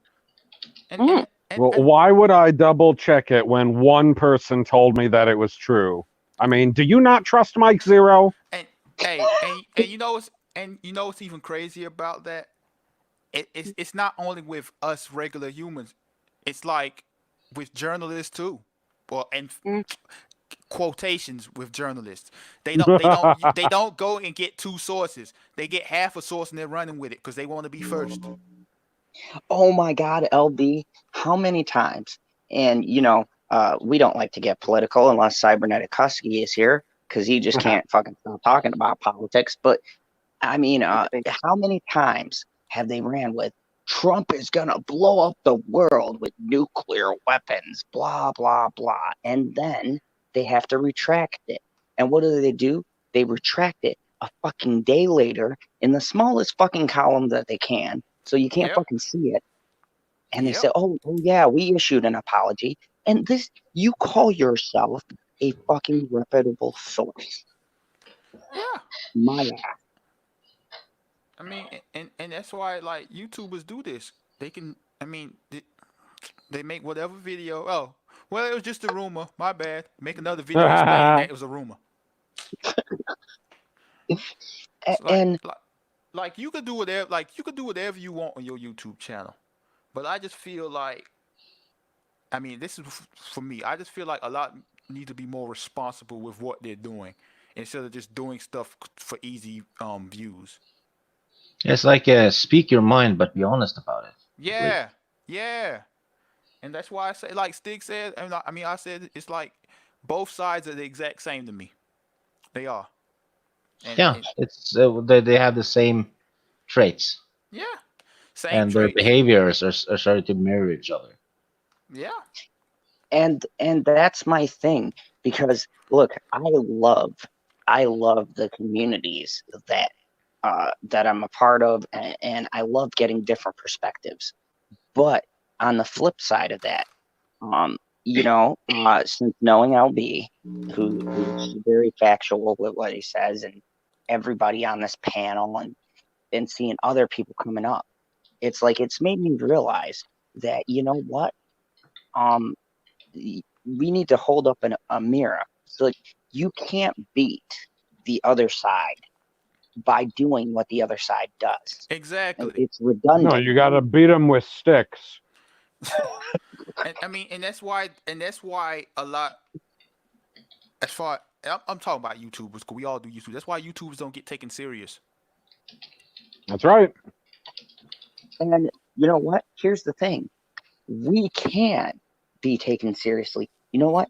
The biggest fear, let me tell you, the biggest fear that YouTube as a company has is if smaller content creators are taken more seriously than the people that are the bigger endorsers. Okay, look at the big news channels. They are scared to death that people will stop tuning into their bullshit. And I'm talking whether it's Fox, whether it's MSNBC, whether it's CNN. Oh, they any of stopped them. tuning into CNN a long time ago. People tune into CNN. CNN actually has less viewers than Ancient Aliens now. Yeah, And yeah, yeah. not kidding. And CNN is all. The CNN numbers are actually boosted by the fact that it's showing on airports and stuff. Wow. Don't see Ancient Aliens on airports. You know, Of course they have less unless have you seen the guy on the Alien show? He is an alien. Like, man. Yeah. Talking about Giorgio with his hair. I love Giorgio. He's awesome. Grim He's says, an alien. Zod, Grim says you're talking about legacy media versus new media. Kind of. Yeah. You know what though? Both are intertwined now because all the news stations have YouTube channels and they all post YouTube content. It's all the same. Yeah. Exactly. And here's the thing. People watching. Here's the thing, anyone who's gonna watch. And here's the thing for everyone on the panel who I'm sure we can agree with. The fact of the matter is that these stations are scared to death of content creators. And if we want to be taken seriously, if we want to have a voice that we need to have, because we are on the fucking ground, not these fucking MSNBC assholes or the rest of these news outlets, okay? They don't do on-the-ground reporting anymore. Fuck off, okay? We're on the ground. I work in a fucking movie theater, okay? I see people, and you know what they're terrified of? They're terrified of people saying stuff. The normal, everyday Joe coming up and saying stuff scares the shit out of them. And they're bullying, and they're hustling, and they're trying to buy and manipulate the platform that we're on so that they can silence the voices because they don't want the truth getting out there. And here's the thing. If we want to be taken seriously, then we cannot use the same tactics that the other side uses, because after a while, people are not as dumb as the media portrays them to be. People do catch on. And if you're doing the same exact bullshit that the other side is doing, then our voices are eventually going to get muffled. And that's why I wanted to have this, because, everyone here on the panel, I consider you like-minded, great thinking individuals. When you say have this, what the hell is this? What did I walk into? I'm still waiting on Grim to tell me what he disagrees with me on. Like what? Explain what this is, because I missed the beginning of the stream and I don't understand why we're not making fun of somebody. We're basically making fun of woke culture. Oh. But man, for me, I just, like I said, you can do whatever you want on your YouTube channel. I just feel like a lot of these bigger YouTubers need to be more responsible, man. They got enough reach to be able to actually tell the truth and not exaggerate things.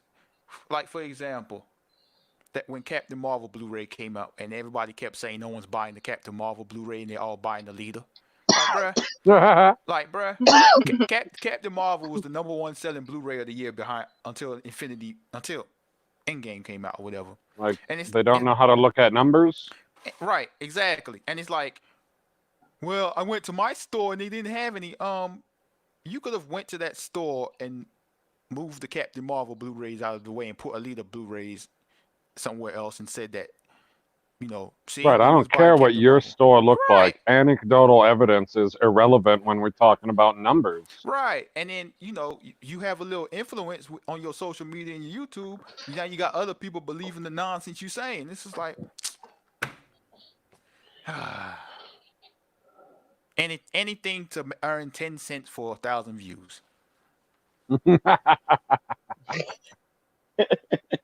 It's all about that dollar. And that's the thing. I feel like some of it is, hamming it up, and there's nothing wrong with being gimmicky or doing something different, but at the same time, nothing wrong with that at all. It's like a commercial ad, isn't it? You want something to draw people's eye to your Right. product. exactly. There's nothing wrong with having a personality or doing what you do. Like, even with my videos, like, I don't lie or make anything up. But when I'm talking, like, certain things I exaggerate. But, like, I'm not exaggerating, like, actual facts or making up fictional things. Like, you could do that. That's not hard to do. But No, that's exactly right. You can take facts and figures and exaggerate your personality into the video, and that's how you add the flair. yeah, but like Instead going of out there, exaggerating the facts and figures and people going, oh my gosh, I can't believe that that's happening. Instead of people saying, oh my gosh, that guy's entertaining. right? Like, or taking a screenshot of your local movie theater, one of the local movie theaters, and saying no one's buying tickets to The Rise of Skywalker. Like, come on, man.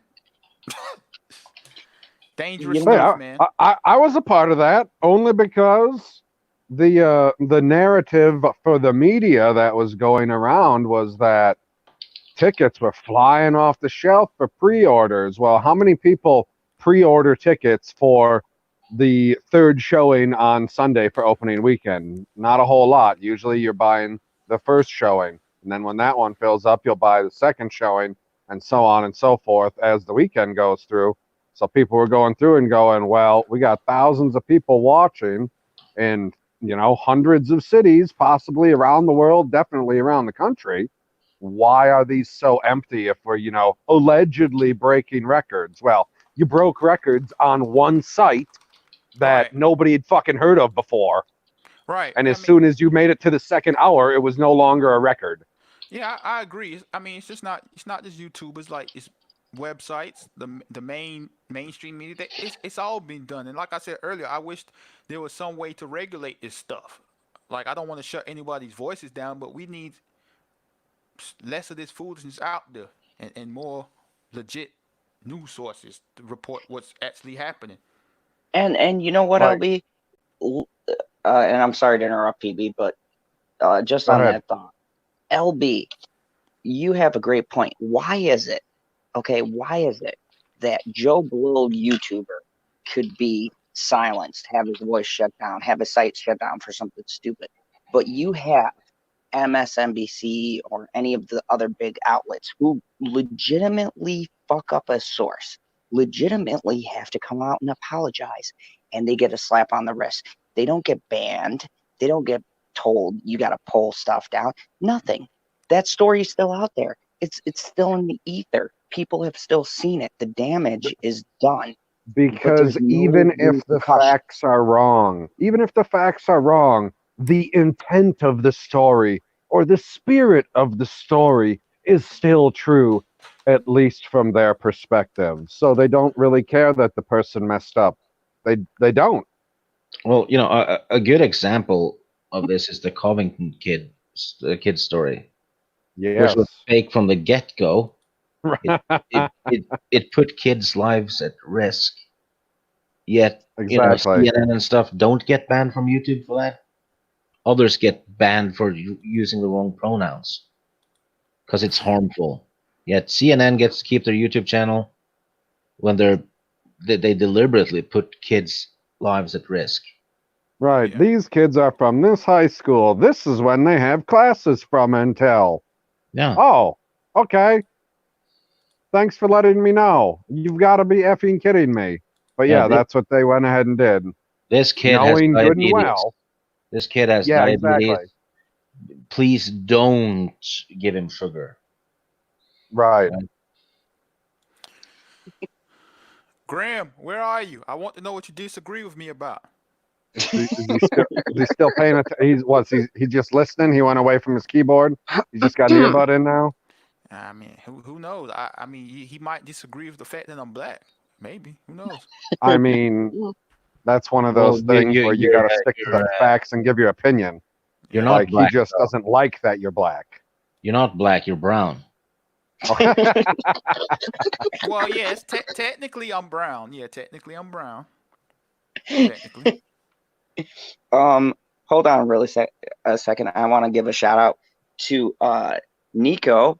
Welcome, Nico. It is good to see you. I haven't seen you here with the Night Owls.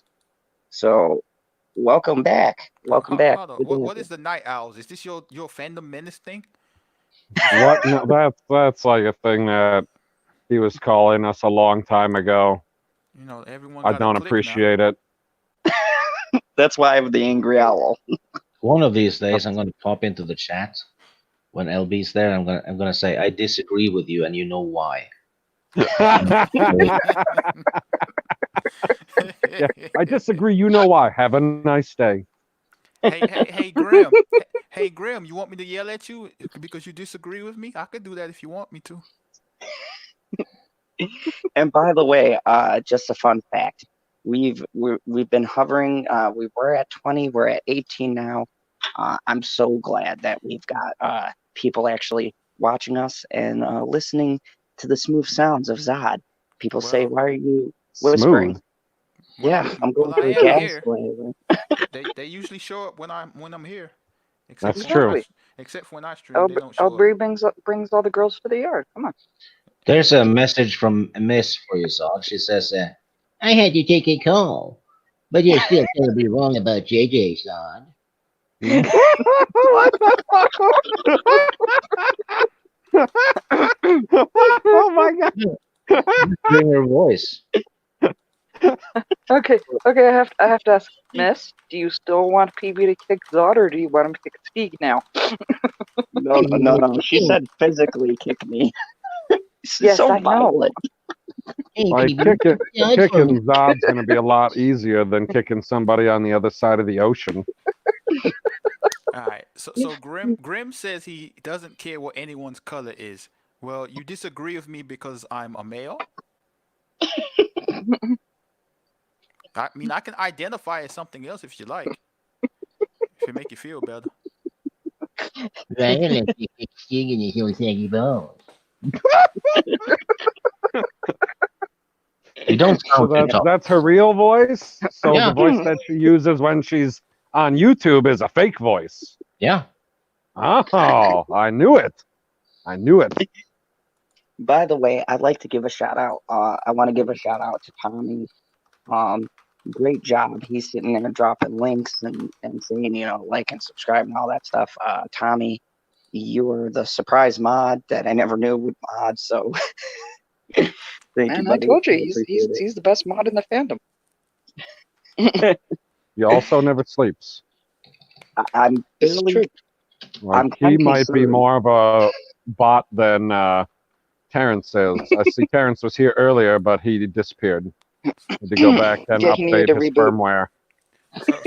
So who's the biggest bot then? Is it Tommy, Terrence, or Ruthie? Ooh. Biggest?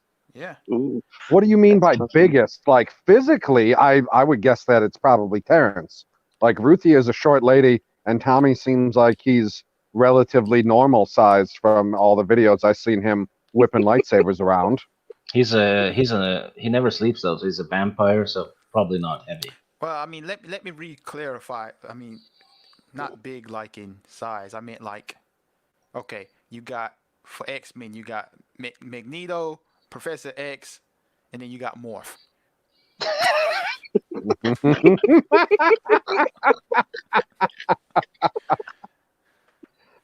Oh man. Morph's power is making Wolverine sulk. Ah. Okay.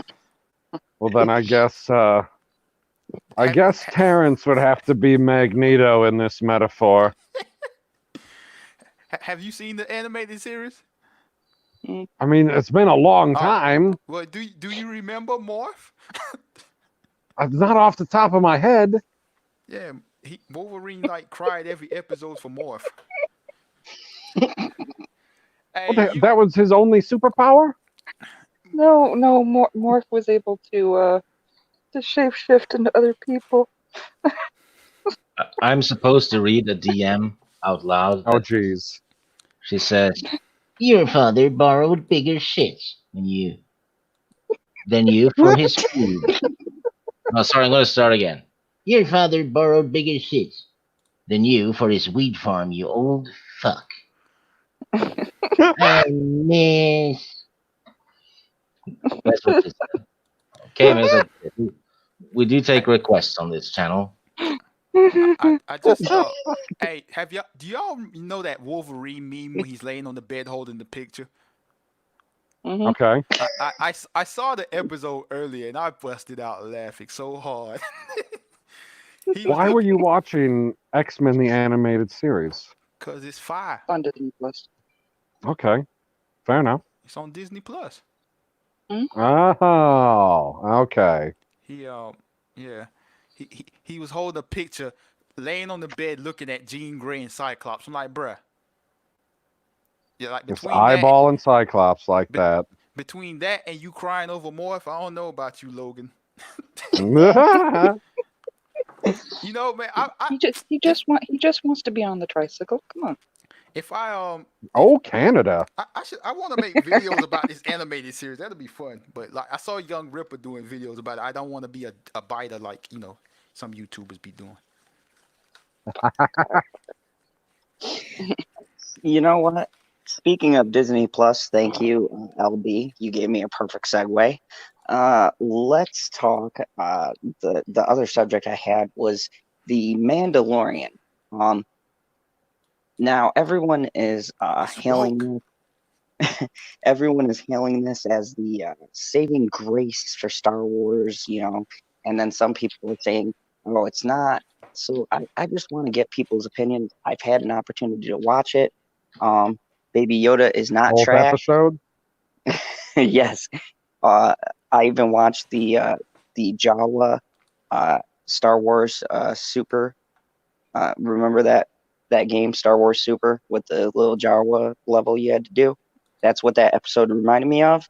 What do you guys think of this new Mandalorian? And do you think that people are just overhyped because it's halfway decent? Or is it actually as good as the hype? And I will start with Stig. What do you think? What? Do you think that Have you seen The Mandalorian and what are your thoughts? Is it Good. A hit and miss, but it's on average it's better. It's more good than shit. So 5 or 6 out of 10 so far. And I'm pretty sure what we're watching is the leftovers of the canceled Boba Fett movie. Because the planet they're on is basically Tatooine. They just renamed a few things. That's what it feels like. Yeah. And Boba Fett would have had to rebuild his armor after that Sarlacc thing. So basically, Yeah, what the right. that's a good Mandalorian is point. doing. Yeah. And actually, when he got out of the Sarlacc, Jawas would have probably tried to strip his ship. Mhm. So, I think we're seeing a rewrite of the Boba Fett story. Oh, interesting perspective. Nats, have you seen The Mandalorian? And if so, what do you think about it? Yeah, I actually have seen it. Honestly, it was good. Star Wars, not my big thing though, so it was I liked it, but for me, it was actually really nice seeing a lot of those in the community, like Mark with a C and a bunch of the others, actually happy about something Star Wars for once. Like those who have been like longtime fans, and I even commented that on Mark's channel when he did his initial review. I'm like, it's really nice to see you smiling about this. Oh, okay. All right. That's fair. Awesome.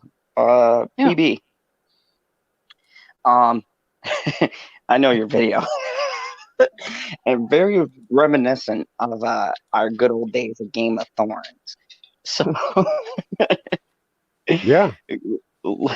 let me get your thoughts, and I love your perspective. So go ahead. Well, The first episode, I was slightly intrigued, but it's riddled with all kinds of mistakes, like physical mistakes that can't be explained away with like, oh, well, that's how the Force works now. So it had all kinds of mistakes. So I rated the first episode a 4.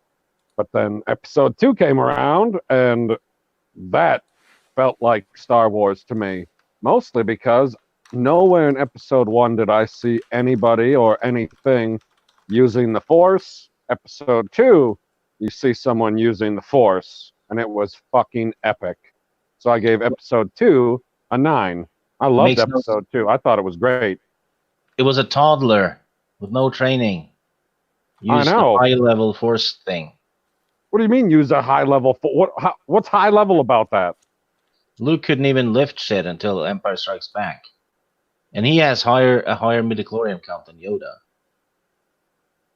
We have no idea what this YOLO's metachlorian count is at all. It's Baby most Yoda. likely Get it right, Baby Yoda. yeah, it's Nope, most likely a his name's clone of YOLO. Yoda. It's a clone of Yoda, which means he should have the same midichlorian count as Yoda, which is less than the Skywalker family. Who said it was a clone? It's strongly hinted at because the Camino cloning symbol is on the uniform of the Imperial officer. I must Ta-da. have missed that hint. Ooh. I love it. A lively debate. All right. Well, if that's the case, then it's entirely shit because clones can't use the Force, period. Well, they can now. Well, there hasn't been a single clone yet that's been able to use the Force that we know of. Ray. Wait. Hold on a second. Curtis has dropped some knowledge for us. He says, no, Luke has 175 approximate midis and versus Yoda's 213. Well, my argument still stands because Anakin, when he was way older than a toddler, could only barely use passive force skills. Ooh, I'm loving it. But let's go This to guy's LB. like 50 years old, man. Yeah, but he is a toddler. He eats bugs off the ground. It was a frog, and it was hilarious. Yeah, but that's how toddlers work. And he was in a cradle, and he can't speak. And another problem is that Yoda is 900 years old when he dies, and he says he's trained Jedi for 800 years. So he's a toddler at 50. So That's right. 50. No, Baby Yoda is like 2 days old. No, they said he was 50. No, I was just talking noise. And, hold on. I brought a comment up here. Tim and Flip says, at Stig Kenobi, Anakin had more midichlorians than Yoda. Yeah, ergo, he should be more naturally gifted at learning the Force and using high-level Force abilities. Yoda, as a toddler, could lift a rhino.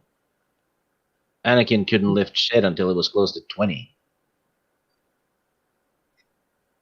Wow. Well, let's go to Mr. LB.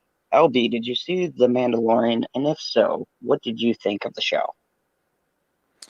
Well, I did 2 reviews about it, so if you want my thoughts on the show, Yeah, of course you he can go saw watch it. them. Jesus Christ. Hey, I'm keeping consistency. Sure. Asking the questions. Yeah, Anyway. that's definitely consistent.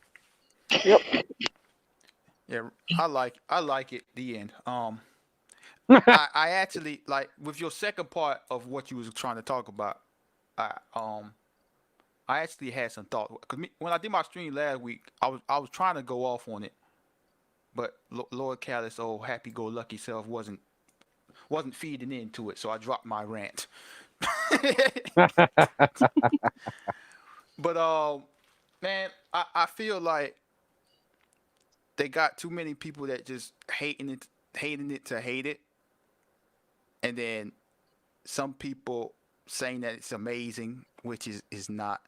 Just saying that because they just want to be different. Like I talked about it on the first episode during the stream because too many people was coming in on some. I hate Disney Star Wars. I refuse to watch it. I'm not paying for Disney. It's like, okay, why are you here? But it was like a lot of people hating, like not even giving it a chance, like a fair shake. It's like you know you're allowed to separate this from the Last Jedi. Do you know you can do that with your brain, right?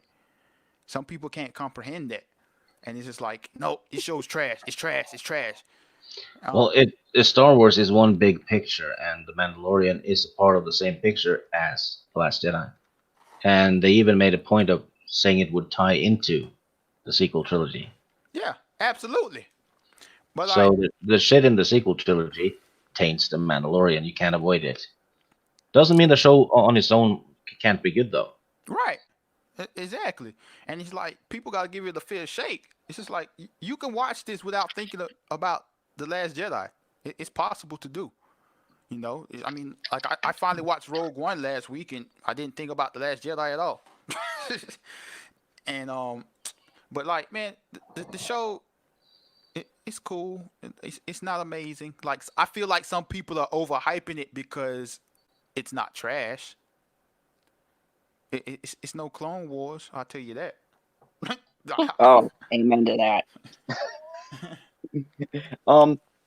Here's my thoughts. I don't want to judge everything based on Last Jedi, but Stig brings up good points too. There is some things, whether people want to admit it or not, there's a valid argument for both sides because yes, there are some things that will taint new stories, but this is a separate story. And if you want to be objective in your reviewing, you cannot take a show that has a completely different name, a completely different premise, right? I feel like it's like a futuristic Western almost. You can't put that in the same category as Star Wars, okay? That's intergalactic warfare, whatever else. It's a fucking movie trilogy. Yeah, but it You still can't put it follows in the the same same class. lore and rules of the universe they're both set in.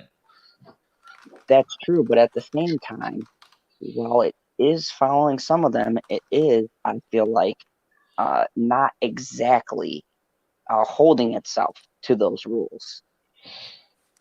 I mean, I see both point of views here. For me, I think I would go down the middle because, I know this is kind of a bad example. Like what goes on in Florida don't necessarily go on in Wisconsin. You know what I'm saying? No, that's a good example. That's a perfect example. That's all I got with that. I'm just chuckling because Miss is seriously sounding like Tommy right now. I know, Miss is fucking hilarious in the chat. Just saying, I may go where you live and smack you around.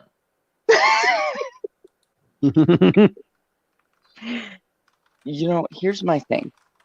I'm gonna go see Knives Out, and I know what everyone's gonna say. Oh my God! Yep, go ahead. You're gonna waste your fucking money? Oh wait, you're not. No. It's a remake of Clue. I know it's a remake of Clue. I know all this stuff, but you know what? I'm not gonna lie. I can't say I hated everything in the trailer. I love Daniel Craig. I love how he did that voice, and I was all like, "Wow, okay." You know what? Fuck it. I loved aspects of that trailer. I would be lying to everyone if I said I wasn't intrigued. And after Terrence made that video, I was super hyped. Yeah, fair enough. But here's the thing. I'm going to go into that movie, and I'm not going to see Last Jedi or any of that. I'm going to go see Knives Out, and I'm going to judge it. Bullshit. There's going to be a callback in there to The Last Jedi. There'll be a little Easter egg, and it's going to gnaw at you, and you're going to be like, really? You had to make that joke in this fucking movie? And you'll be pissed. Yeah, he actually based one of the characters on the people who didn't like The Last Jedi. But here's the thing, though. It's got a great cast, okay? And it's got an intriguing story, even if it's ripped off of another movie that that's done this shit before.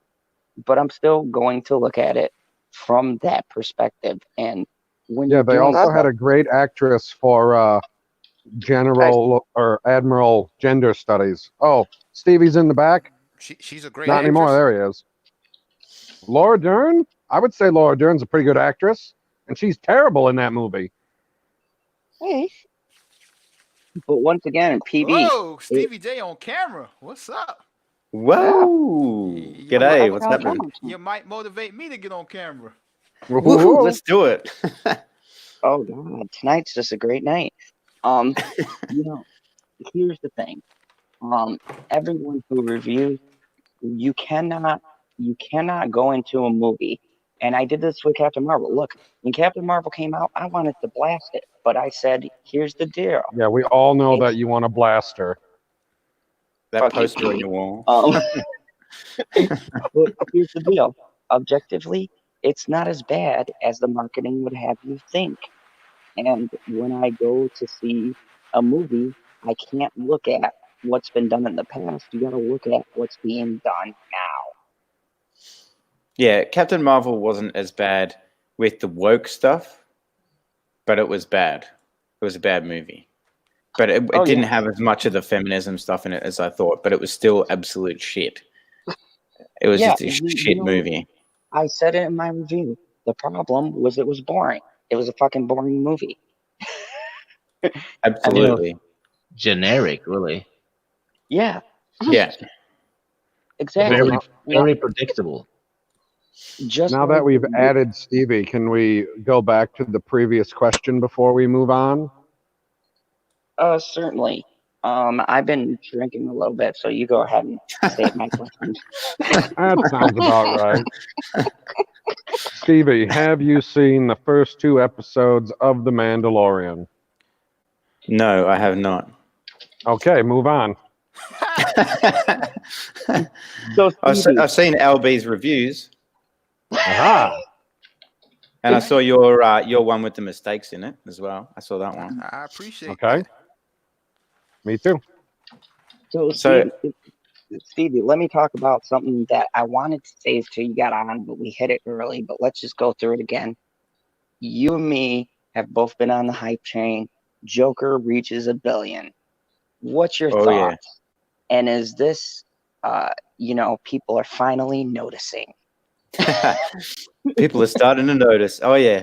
Well, yeah, I think it's fucking brilliant. I think I've almost pissed off my whole audience now because I've done like 10 videos on Joker and But you Yeah. get good views, aren't you? yeah, not too bad. Like for me, it's pretty good. I'm averaging, I think, around about 250 to 300 views on all those. So Well, not too bad for my channel. Yes, mate, I agree 100%. It's really good to see Joker, $55-60 million budget. Having an R rating, so you lose a big chunk of the audience for that. No China release, so another, let's say, a couple of $100 million for that. So I think it's awesome, and it's got none of that over the top CGI effects, none of that garbage along with it. It's just a pretty pure sort of film, really. It's probably been helped by a lot of the, SJW hype and the incel talk and all that's helped it gain some more traction than maybe it would before. But, you look at that, and I think I did a video on this as well, like Dark Fate versus Joker, $185 million budget versus $55 million. And it's so good that the audience, that all of us, we're actually supporting Joker because that's what needs to happen. We've got to make it, affect the wallets of Hollywood. So make Dark Fate bomb because it's a piece of junk and it ruined a franchise, or ruined it further, I could say. On that note, I just want to say this is for PB, you son of a bitch. Bitchy Unicorns right here. We went and actually paid money to go take a friend to see Joker. So I supported it. Oh, so you got your woman to support the movie, but you wouldn't. I see how it is. With you. hey, I get you. I'm gonna call you out on that because it's mighty hypocritical how you telling everybody to support a movie yet you haven't paid to go see it not one time. You got his woman to pay for him, though. He's a 4th wave feminist. They're up to 4 now. Hey, Did hey, you even why ask not? to split the bill? You didn't even ask to split the bill, did you? You misogynist Well, fuck. Hey, I brought the drinks. What was it? Water out of the tap? Hey, Hey, that man, was he's got that water high-quality bill in water. the city. It cost him a solid, I don't know, quarter of a cent to fill up those 2 bottles. That's steep. That's real expensive. Steep shit for a villain. Oh, I saw that. GP wants Bitchy Unicorn to say hi.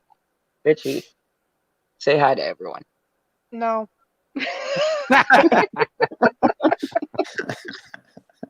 Sounds about right. Ladies and gentlemen, my girlfriend.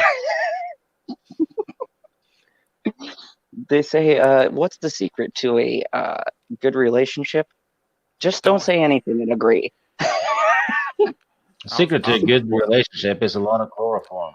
I was gonna say, don't read to her.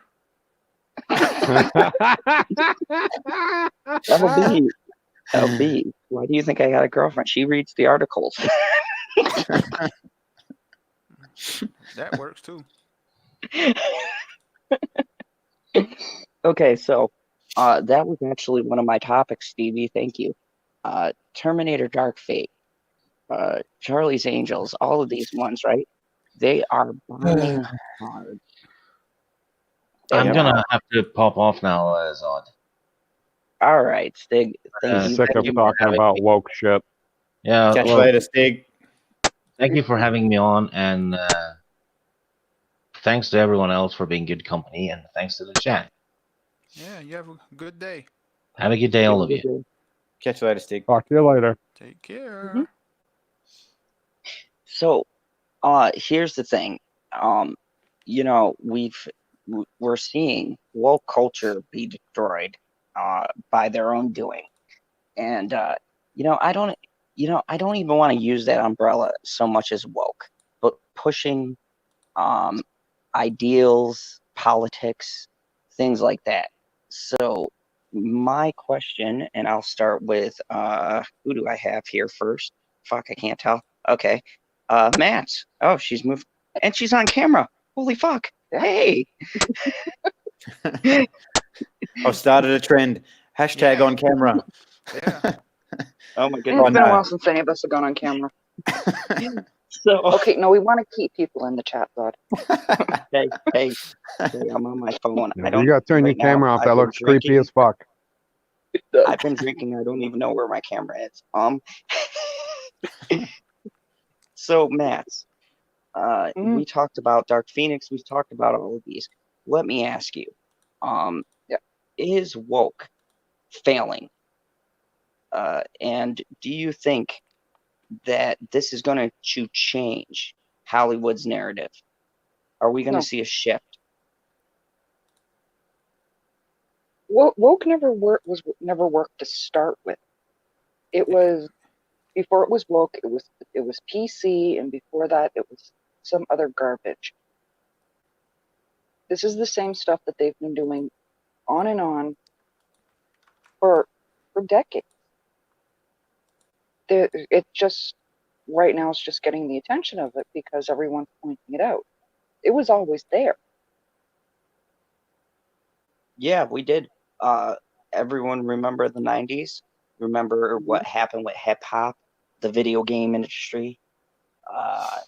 We can go on where they were like, Congress came out and said, oh, video games are too violent. Oh, rappers are disrespecting women, talking about smacking hoes and things like that. Hey. And we've got to stop this. Terrible. Disrespecting women. They were the only ones putting the big booties on the screen. Boats and hoes. So, LB, in your opinion, do you think this is going to slow down the woke train, the feminist propaganda, whatever you want to call it? Do you think this is going to slow them down, or are they going to continue to double down? Well, if we're judging by Chick-fil-A caving into the alphabet community, I don't know if it's going to be slowing down. You give them an inch, they take a mile. Chick-fil-A caved? I missed this story. What? Yeah, They're no longer donating to anti-alphabet community people, groups.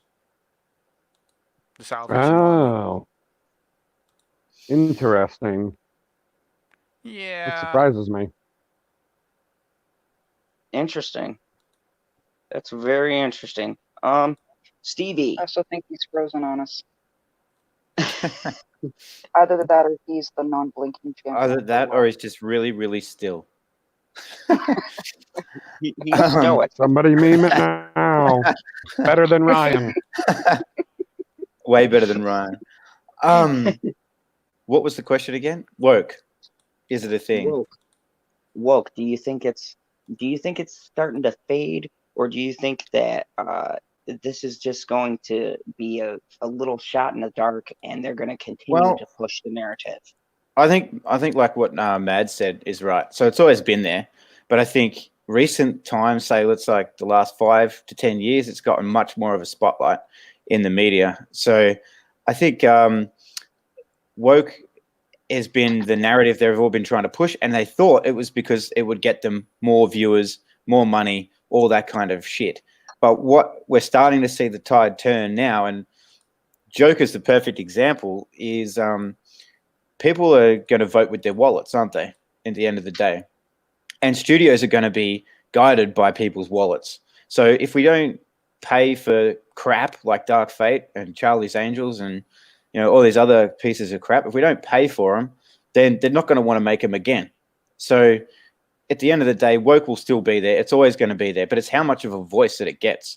And the more people that actually go and watch these crap movies and give it money and pay the studios, it reinforces to them, this woke stuff works. We got to keep pushing these agendas because we're getting cash for it.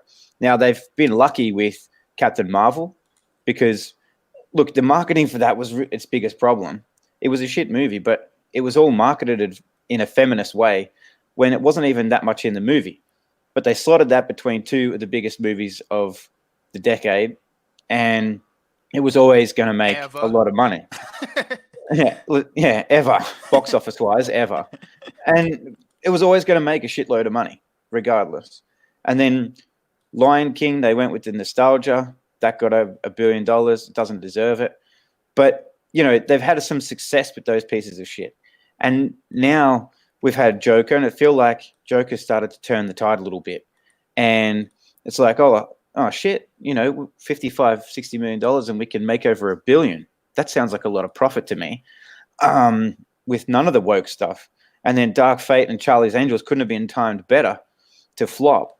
So I don't think that it's going to go away, like out of the spotlight soon, but I do think that we might be starting to see a slight shift in the focus of the woke. It'll always be there, but it might get less of a spotlight if more films like Joker succeed and more shit like Dark Fate and Charlie's Angels flop. Very well put. Very well put. Now, PB, you saw Joker the Russian way. I'm not gonna knock your hustle. I saw it 8 times. The freeway. Oh, we got more hypocrites talking about the success of Joker. What do you mean? So, PB, do you think that the tide of woke is turning and that Hollywood's going to start leaning another way, or do you think they're going to double down and pump out about 15 more of these female-led, strong empowerment nonsense? Well, I mean, they're always going to be able to cherry pick. Like, as soon as Star Wars makes over $1 billion and it's got a female lead, they'll say, oh, look at this woke film, female lead, made over $1 billion, successful.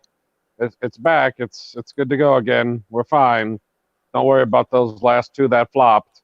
So we had 2 that were terrible and then 2 that were great, Star Wars and Captain Marvel in 2019 that made over $1 billion because apparently that's some type of benchmark, I guess.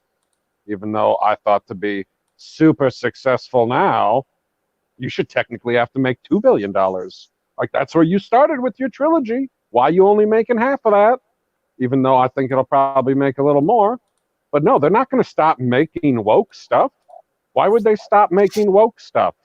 It would have to take like a major movie to flop, like major. Like not- if not Star Wars made as much as Solo made, then somebody might start looking at it going, oh, geez. Because people, like Stevie said, they look at their pocketbooks. And when Bob Iger says, why did we spend $500 million to make a movie that you guys told me was going to make, 1.5 billion, and it made a third of that. So when that starts to happen, like what was the production and marketing budget for Terminator? 185 million. Well, So that's is just it gonna- that's just production. That's just production. just You got to the add production. marketing onto that. So you're looking at like 350, 370 million. So that Ish. much. So are they going to make it to the $400 million mark Doesn't look likely. worldwide? No. If you were shaking one of those magic 8 balls, it'd probably say outlook not so good. Right. So they're going to be right now it's at under 233. breaking even. Right. 233 is at LB. Yeah. Right, and they only get Uh, 60% of that, roughly.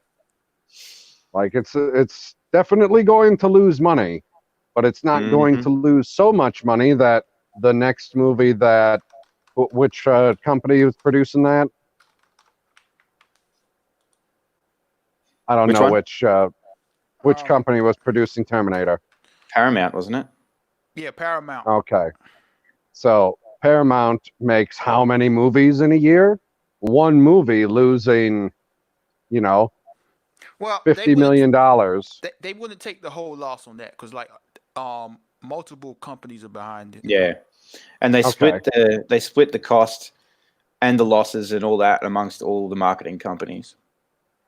Right. So one movie losing, they need to have a string, and I'm talking a string of multiple losses at multiple companies. Mm. That's the only thing that's going to make them change, because every time that there's just one movie that's successful, imagine what happens if there is a movie out there that they consider to be woke. They can say, hey, this is our woke movie, and it does the same thing that Joker does. They take a $55 million budget and they turn it into $1 billion. We'll never see the end of it, because they'll say, well, we did the exact opposite of what Joker did in the way that we made our movie, in the way that we marketed our movie, and we still made the same amount. So it's going to have to be a very long string of losses on multiple projects at multiple companies before they start looking at it and going, oh, it looks like the identity politics being forced into our films is a bad thing.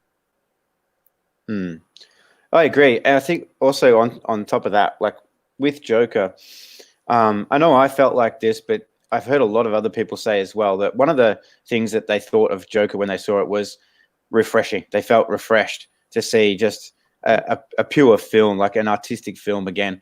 And so I think, for Dark Fate, it was really bad timing. You might have even seen Dark Fate make a bit more money if it was released before Joker, because after Joker, for me, I felt like, damn, this is what I've been missing in movies for a long time. So, everything else that came out immediately after that, I was extra critical of, because I'd just seen something that, in my opinion, was brilliant. So I think there's a lot of other people out there that probably feel the same way as well. And you know what? I saw tonight Ford versus Ferrari, and you guys can watch my review. It'll be up shortly. Is it going to have a thumbnail that I can't read the words in? Bruh, speaking of thumbnails, just for I you. don't know what video it was. I think it was your Charlie's Angels. When I looked at the thumbnail, it ain't have nothing to do with what your video was about. It had to be the Charlie's Angels one. So his non-spoiler review? No, the non-spoiler review had something to do with Charlie's Angels. It was the one after that just had me on it. Oh, that was the one, the update one, yeah? The channel update. The update one. Oh, because it didn't have to do with Charlie's Angels. I just briefly mentioned it, but see, Ford versus Ferrari was the same type of format as the Joker as far as just pure acting. And once again, look at the numbers for that. Ford versus Ferrari is killing it in the theaters. And the funny part is, my theater just bumped Charlie's Angels into the smallest theater, and we have only one theater for it. So just think about that. Think about, okay, if we want to make the comparison, Charlie's Angels cost $48 million to make. So it should be on that same small scale. Yet they had an $8 million opening weekend. That is fucking abysmal. That's abysmal by any stand. $8 million opening weekend for any film is fucking terrible. That's bad. And if you start at 8 million and you have a large percentage drop off, what's that go down to? Do you know what I mean? Like, man, that movie gonna make $3 million next weekend, bruh. Because they normally drop by a higher percentage week on week. So. Yeah. It's gonna make 3 million, and then in 2 weeks' time it'll be like making like 500 grand for the weekend. Well, it'll exponentially drop because it'll start getting pulled out of theaters. I'm just waiting for the picture of Elizabeth Banks on the street just with her hand out like, can I have some money, please? Can I have some money, please? Whammon. Can I have some money? No. She's gonna run around and say, if you don't give me money, that you're sexist. So yeah, no. She's gonna be saying, begging by Elizabeth Banks, shilling by Elizabeth Banks. Wardrobe by Elizabeth Banks. Stevie, bro, I didn't even think about the second weekend drop. Man, it's crazy, isn't it? If it drops 60%, it's gonna make like 3.3 million. But if it drops higher, man, it could make under 3 million, bruh. That's ridiculous. That's what Joker's making after 40 plus days at the cinema. Like what? Elizabeth Banks, was it worth it? Was it worth dissing these men? Was it worth it? Bruh. Well, it's our fault. It's our fault, LB. Yeah, it is. It's all your fault. You're right. It's my fault. It's my fault. Accept that blame, bro. I will. Man. I feel it. It's on my shoulders right now. The blame. She's lucky she's not black, or else she'll never ever get another movie to direct. and here's the thing. Here's the thing I wanted to focus on this stream. I know that PB brings up very good points, and we might not see this trend slow down. There's 3 other movies that I saw in the previews with women coming out of, they're strong and powerful, and they're beating up a shitload of men. There's this one, The Rhythm of Something, coming out where like her family gets killed, and she's got to train with Jude Law to become an assassin and take out. No, that's Captain Marvel. No, it's called Rhythm. I know what you're talking about. No, I thought it was called Enemy at the Gates. Come on, man! Don't even. That was a good movie. It was awesome. It was great.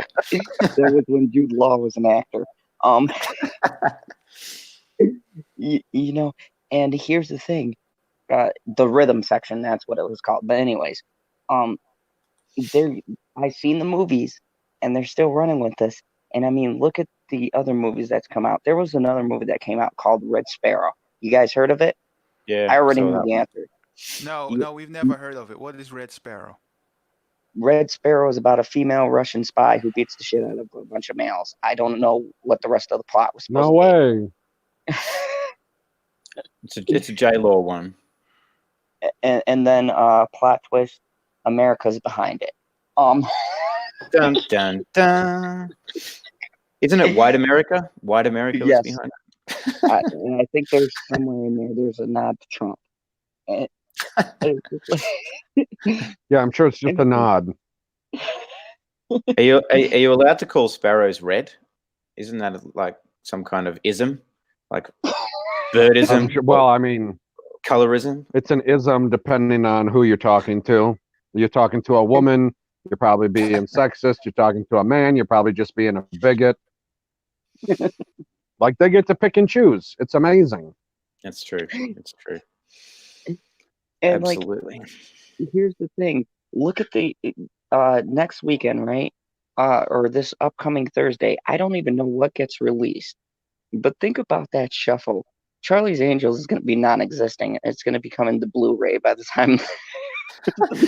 And this just out. Charlie's Angels is now available on Blu-ray, and it's on Netflix as well. You know, that's funny because I was thinking about going to the movies later tonight, and I was flicking through, and Charlie's Angels has 2 sessions available. 2 sessions, just 2. Joker, 3 sessions. And Dr. Sleep has got 8 sessions or something. Hey, I wouldn't doubt it if Charlie's Angels is on Blu-ray by Christmas time. Easily. The digital Frozen. definitely will be available for Christmas. Absolutely. I'll tell you Easily. what. No, hold up. No, Frozen 2 is going to be coming out very shortly. I think That it come out will this week. bury Charlie's Angels. Yeah, Yeah, this week. will Yeah. bury it. Man. Oh, Women absolutely. burying women. Under snow. Wow. How Frozen forward is about of to be them. sexist, man. They're not supporting women. Exactly. Exactly. Elizabeth Hey, Banks Like I gonna be don't at the see Elsa at the theater telling people to go see Charlie's Angels. Elizabeth Banks gonna be standing outside movie theaters. After you see Frozen, go see Charlie's Angels. Yeah. Not if they paid me. Please go see it. Please. I saw that you like that one movie with the woman in charge. How about a movie with 3 women in charge? Exactly. Yeah, it should be 3 times as good. Yes? Yes? No. I did you guys see that tweet the other day from Elizabeth Banks? I mean, everyone's probably seen it, but I cracked the shits and I retweeted. And I don't think anyone saw it because I didn't tag a single person. But it was that tweet where she said, she blamed it on sexism or whatever. You don't like women or whatever. And I'm like, no, Elizabeth, no. It's not that we don't like women or we don't like female action characters. It's we don't like shit stories with shit acting that are just contrived, 100% contrived. I mean, has she even seen movies before? Like I think I said in my tweet, Alan Ripley's still one of my favorite characters, female characters in a movie. And how long ago was that? Like 40 years? And the list is Only endless. roughly. The list is endless of female characters that have been awesome throughout time, throughout history. Mhm. So to say that kind of shit, and if people can't see through that, it's just ridiculous. I mean, it's like, did she go to film school? Do they talk about any previous films at film school? No, I guess not. It's all just everything just started in 2019. There's nothing before 2019. And if you don't like any movie that's made by a female, stars a female, or even talks about a female, then you're a sexist. Stevie, Wait, they made movies before 2019? Look. Believe it or not, they did. Give Elizabeth Banks some credit. Now she's seen at least one movie, Pitch Perfect 2. She saw it when she was behind the camera. Exactly. And but I forgot she's credited with 4 things in this movie. Wow. She must be great. Just in case you don't remember what those 4 things are, I will remind you. She's the screenwriter, the director, producer, and she's in the movie. She's fucking Isn't she Bosley. And I don't mean having sex with Bosley. She's the character Bosley. Now, the man. The other thing she managed to do, and LB, you might have to fact check me on this, but the other thing that I believe she did was also ruin a really good cinematographer in Bill Pope, I think his name is, or Bill Hope, who did The Matrix and Alita, and he worked on this, but with her direction, it was crap. Well done, Elizabeth Banks. You ruined a good cinematographer. Man, I feel So she does have a skill. I'm partial to cinematographers, and it all depends on the directors and the producers, because I mean, Say, for Mhm. example, Marvel has used some outstanding cinematographers, and Hmm. you don't see anything amazing in the Marvel movies. Yeah, no, Hashtag absolutely. Black Panther is trash. Absolutely.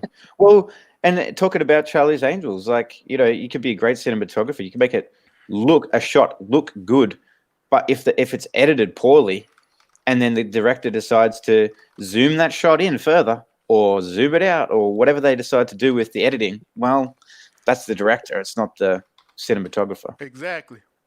I just Zod, I'm wanted going to to need swing you back. to read that message from Tommy. No, I thought there's no way right now, especially being slightly intoxicated, I'm gonna even fucking attempt to Okay, read well, that. then read the one from Mega Jetty from like 8 minutes ago.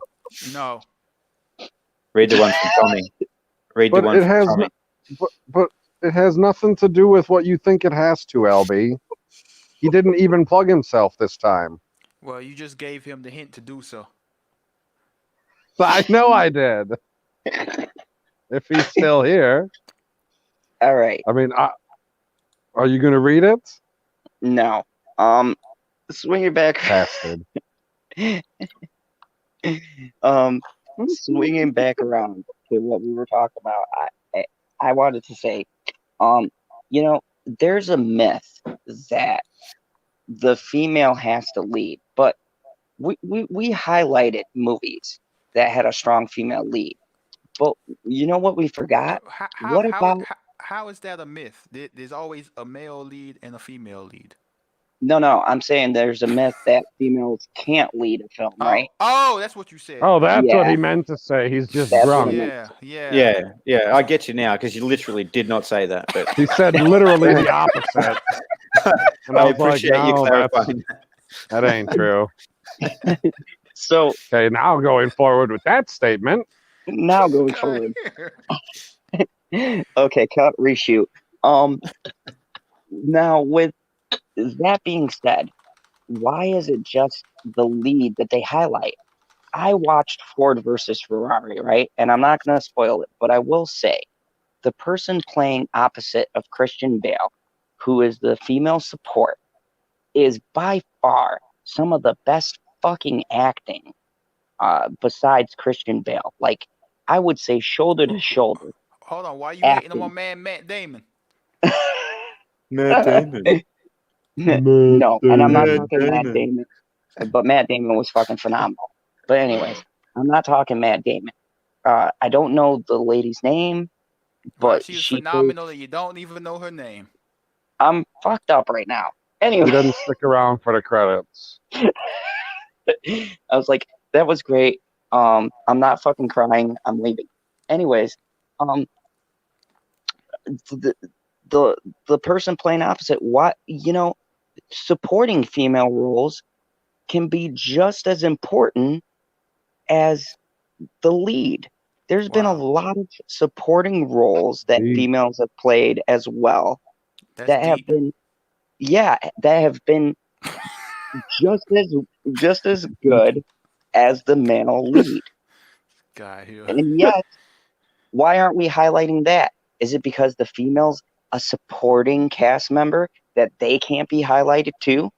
That they have to be the lead in order to stand out? It's fucking bullshit.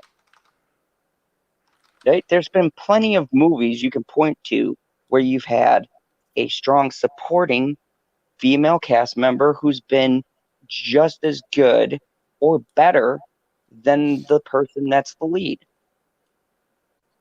I mean, am I wrong? No, you're not wrong. That was the longest explanation I've heard in my life. I'm legit sitting here thinking, what is the point of this right here? I Like, didn't you know talk where so- it was going. You talked so long, I don't remember why you started talking about this, and I was paying attention. The whole You are- time. You are correct, Zod. But I think I might just launch off that a little bit or elaborate. I think Please. there's been Stevie. so much focus on females being the lead, and I don't think and being that strong female character, but I can't remember where I saw it the other day, but there was an article about, and it was from a female writer, story writer, or screenwriter, sorry. And she said that just because a character is female and in a movie that has action in it, she doesn't need to be the strong female character all the time.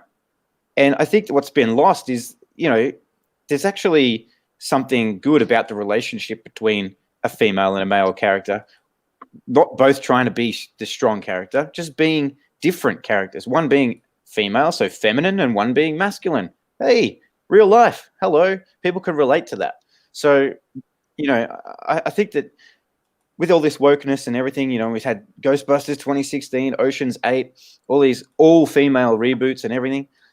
It's for some reason, they just want to have females be a strong female lead. But why not just give us a movie with an awesome female actor who does a great job at acting? And it doesn't have to be. It could just be a drama. It doesn't have to be action. And then none of it feels natural. That's the problem. None of it feels natural. It all feels forced. I mean, who didn't love Helen Mirren in the movie Red? Oh, Right. yeah. Oh, yeah, Yeah. she was good. Perfect. Exactly. Great example, PB. Great example. And Red? What is that? Oh, my God, LB. It's a Bruce go Willis. watch There's Red. never been a movie before Charlie's Angels. Oh, my God, you bastard. Hashtag go watch my movie or you're racist and sexist. But seriously, you've never watched the movie Red, LB? No. Okay. You should. Red stands for Retired Extremely Dangerous. I know. So they took like a bunch of the oldest people from the I'm Expendables. fully aware of the movie. I just haven't watched it. Oh, okay. You just haven't watched it yet. It's a good movie. But that's a perfect example. Red is a perfect example. Helen Mirren, beautiful. And going back 40 years ago to Alan Ripley, the one I was talking about. And why I bring her up again is because I was talking about characters feeling natural. Alan Ripley felt natural because it was the way that her character was set up. She wasn't a hero. She was just a scientist, as part of this expedition in space and, doing the mining and all that shit. And she ended up in a really shit situation and ended up being a strong character. So it felt natural. And Stevie, just to launch off of that, because you mentioned one of my all-time franchise, I'm looking at the Alien quadrilogy right now. Ellen Ripley, was she not? If you look at that movie and everyone who was in the movie at the time, the very first Aliens, would you say that she was the lead or more of the supporting? Well, I'd say she was the lead in the end. She was. I mean, all the characters in that all complemented each other, and that's what made it so good because they were a group of relatable people. And yeah, sure, some of them got their heads bitten off, but she definitely ended up being the lead. It started off as all of them collectively having the same level of importance, really, with a little more focus on her because she was telling them, you can't come back in the ship and all that kind of stuff. But at the end of the day, she was the main character at the end. Well, I've just lost my light. She was the main character at the end. And I feel like, Alien and Aliens were just great portrayals of her character. She was just perfect. Then in Alien 3 and Resurrection, they started to really lose me because it didn't feel like her anymore, in my opinion. I agree. Timon Flip made a good point. He says, at General Zod's Fandom Zone LB, haven't you heard? Before Charlie's Angels, there were 37 Spider-Man movies. When I heard that statement, I'm like, what the fuck are you talking about? Spider-Man 35 was the best one. That was the one where Aunt May was the villain. Oh, yes. Oh, my God. And here,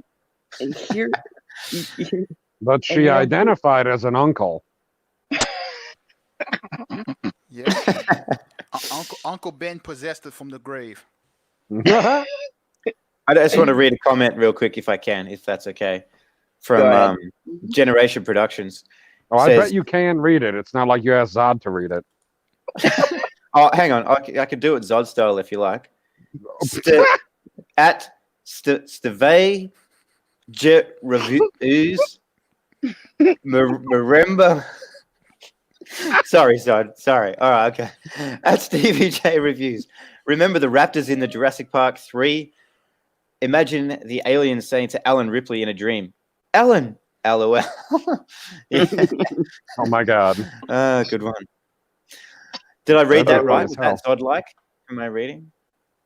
That was That sounded about right. perfect. Was the Don't get elocution anything right? done to. It was perfect cadence. You know, but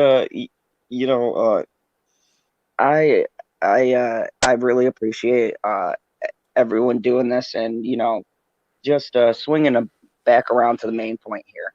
Oh jeez. I'm gonna end with my final question. I'm gonna go down the line of God. the panel and start wrapping it up, because eventually you guys will not understand anything I'm Eventually, saying. Unicorn wants to use it, and it has to be wrapped. So right now she's taking a shower. Hashtag I'm off. You didn't need to tell us that. God damn it. So you mean she's outside and it's raining? Because that's how unicorns shower, isn't it? Typically, Yes. it's gotta be cold as fuck. Hey, it's Oh, a it's- beautiful name.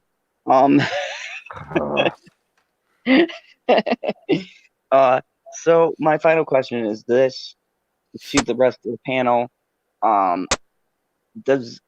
With the stuff that's come out, do you guys have hope for the future, or do you think this is all like Christmas and it is window dressing, and we're still in for a shit Dressing sandwich? is for Thanksgiving. Right. Hang on. This sounds like the final question from the last Democratic debate. No shit, right? You guys got 5 minutes to answer now. Oh my God. I did not have sexual relation. Jesus, they're gonna pull me off tomorrow. If you did, you could send me the tape, and I wouldn't share it with anybody. So to paraphrase the question, you said Christmas is coming is a window dressing. Is that the question? Yes. Christmas is coming. Did you use all of the dressing on your turkey already? God damn it! Y'all know what I'm talking about. Come on. Do PD, we? That's why. I don't. God damn it! You're paraphrasing. No, I actually Focus. don't, man. I don't know what you said. Like, do you None of mean us. what are we going through now with wokeness? Are we going through a good patch or a bad patch? Is that what you're saying? And then will it continue? Just clarify, please. Please clarify. The Oh question. God. The question is, do you think that this rough patch since 2016 is over? And do you think we're starting to see the light? Do you guys got hope for movies and television? And I'll start with you, Max. Do you think that there's hope? Are we seeing the light at the end of the tunnel? No. Shit. Not at all. This is That's a how you horrible. use your Go 5 towards minutes. the Perfect. light. This is Go really towards a the horrible light. question. I just want to let you know this is a terrible question for real. Yes. Well, God damn it. Someone paraphrase it better. Nope. We're going with this. Okay, let me try and Ridiculous let me try question. let me try and paraphrase it. No. If you I don't can. gotta, you just answer the question. That's all you gotta do. Whatever comes to mind, just answer it. 'Cause Yeah, he don't Stevie. even know. All right. Okay. I'll Answer try it and- your way. All right. I'll try and answer it the most sensical way that I can, considering the question that was asked. Okay. So there's two trains. One's traveling from Sydney. One's traveling from Perth. One's got a goat on it, and one's got an emu. If the emu jumps at 100 k's an hour, will it run into the goat on the other train? There you go. I paraphrased the question for you. You really, Right. man.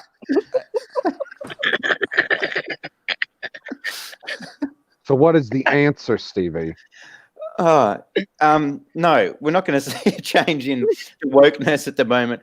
2016, yeah, I guess it kicked off there with some of those shit movies. No, we're not going to see a change in it. I think Joker has been a a glimmer of hope. But no, I don't think we're going to see it change anytime soon, unless, like PB said, we see a string of box office flops for the same studio over and over again, and then hopefully they'll hurt their wallet enough and they won't make this crap anymore. So sounds like what Stevie's saying is that emu's fucking dead. Dead. 100% dead. Now I I, think, want to know how LB's going to answer this question. Well, I do believe we are getting to see a light coming through that tunnel, and we've seen glimpses of hope. We have. There's hope, Zod. There's hope. Keep hope. Keep hope alive, and hope will be coming soon. Thank you so much. I don't know if that answered the question, but all of a sudden I feel so much better about life. Oh my God, is she done taking the shower? No, but now I'm really seeing the bright side of life. Son of a bitch. On stream and everything. Terrible. So it sounds like Mads is killing the emu, Stevie's killing the emu, but LB has some fancy ass net on that other train for that emu to land on and be like, guys, I have come from the promised land where they don't make bullshit fucking movies every month of the year. We just make movies with good stories, and they look like bullshit because they're sci-fi originals. Right? So I could live with that. Hope. Mads would be ain't great. just killing the emu. Mads making burgers from it. Emu Yummy. burgers. Yum. God damn it. I mean, Is I've that a never had it, Canadian but I will thing? try just about any burger one time, as long as there's cheese on it. Well, you guys already know my stance. I'll try anything once. Yeah, we definitely know your Except ridiculous stance. reading with the proper elocution. Right. No. And you never bullshit. tried that fucking chicken sandwich from KFC with the Cheetos on it, you son of a bitch. Hey, just quickly, did anyone else think when Zod was asking that last question, did anyone see that MTV special on The Matrix? You know, where Will Ferrell's the guy in the white suit and he's just sitting there going, concordantly, vis-a-vis, ergo, just saying random words and then calling it a question? Did anyone else see I that? do not remember that. Holy shit, PB, you've got to see that. It's hilarious. You've watched The Matrix, right? Yeah. Yeah, you got to watch after this. Check out the MTV like special or whatever it is. It's freaking hilarious. Trust me. Oh God. Generation Production says at the Lonely Banter, the only hope at General Zod's Phantom Zone and you have is the hopeless. Hold on. I'm not quite sure what took you so long and had so much difficulty reading that, because it's not like you had any words over 4 letters. I don't know. It's And they that's a was all, strange one. they Here, was all like 2 syllables. we'll try this one from Jeffrey Turner, aka Mega Jetty One. I have to believe there is hope woke culture will go away, because if I don't, who else will? I like the Picard reference there. Those are the words that he had in fucking all caps. That means you're supposed to yell. I have hope. I hope more than anything else that it disappears, but I just don't see it right now. I mean, I just hope don't see for it. change. It's a great slogan, and you know they did it for 8 years, and not a single thing fucking changed. So yeah, hope and change. What do you Hope mean? and change. Bin Laden's no longer here. The Affordable Care Act got passed. You know, Like you're saying stuff, but you're not saying anything that changed. the alphabet community can now marry each other. You know, It's about time you guys caught up with that. They've been able to marry, since, well, New York had a complete skyline up here. I can continue on with things that it happened. You know, we can do that all night. So I guess hashtag hope is still alive. Right. Hope is still alive as long as Halloween and Godzilla don't go woke. Trey Courtney will be good. Do you reckon Tim Miller and Elizabeth Banks have been hanging out though? Because they pretty much said the same thing. Remember, Tim Miller said the same thing before Woke Fate came out. He said, "If people don't like this, it's because they're scared of strong female characters." It's like, Oh, shit. No Tim Miller. Maybe he gave her a pitch perfect Terminator. Well played, that man. Yeah, I reckon that's true. But no, All Tim right. Miller. It's just a shit movie. All right, guys. Zod has to go get it up now, so it's time to go. Oh, God. Well, I wasn't gonna run with that, but hell, that's a great wrap it up. Gotta wrap it up to get it up. Jesus. You know, with all the people getting pulled off, I get amazed every time I go on my channel. I'm like, fuck, I'm still on. I'm not popular enough. What are you talking about? You know, YouTube be pulling channels off for ridiculous reasons, and here I am talking about wrapping it up literally. We didn't even get to talk about that, man. Oh well.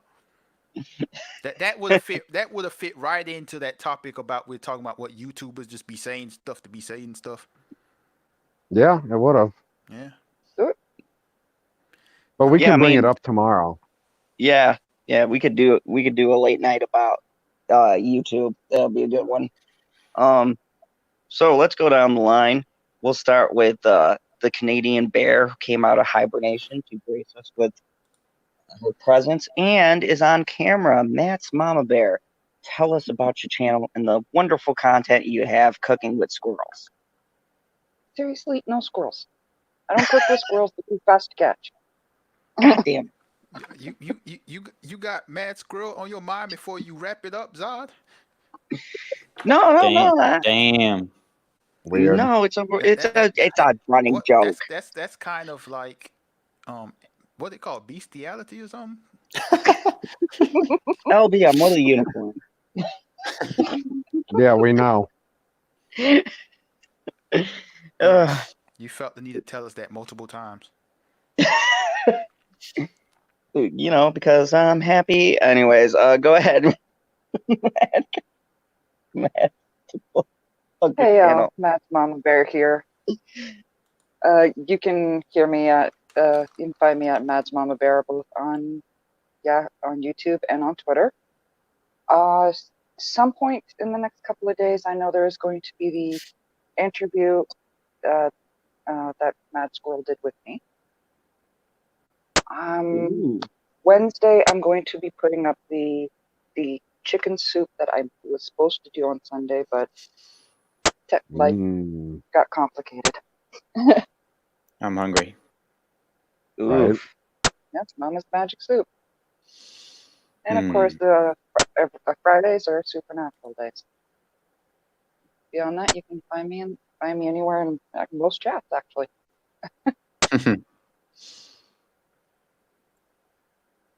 So let's go to Mr. LB. Tell them about your channel and all the great lonely content they can find on there.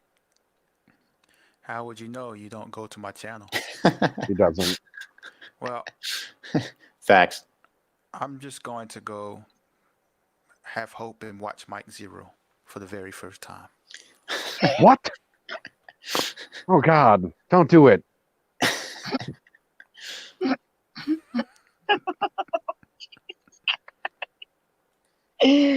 Oh, my God. Okay. As Generation Production says, the hopeless banter.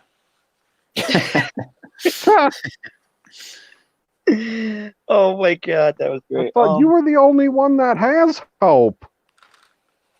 Generation Production called me hopeless.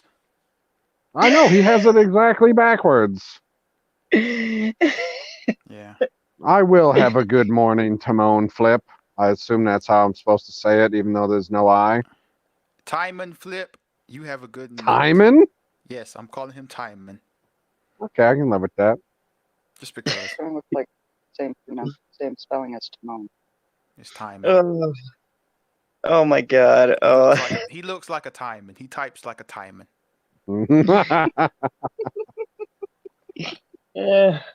And of course, Mr. 500.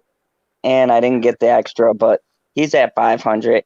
The man from the mythical land, Stevie J, with his great reviews and his informative knowledge. Go ahead and tell them about your channel. The great reviews he does not watch. Hey, I do.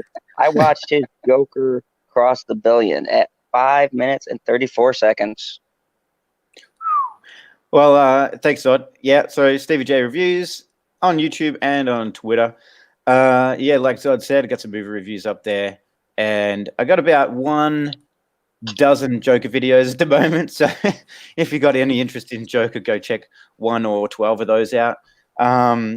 Otherwise, anything coming up? Yes, I've got my 500 sub celebration stream, which will be Wednesday. I believe it's 9 a.m. Eastern time for you guys.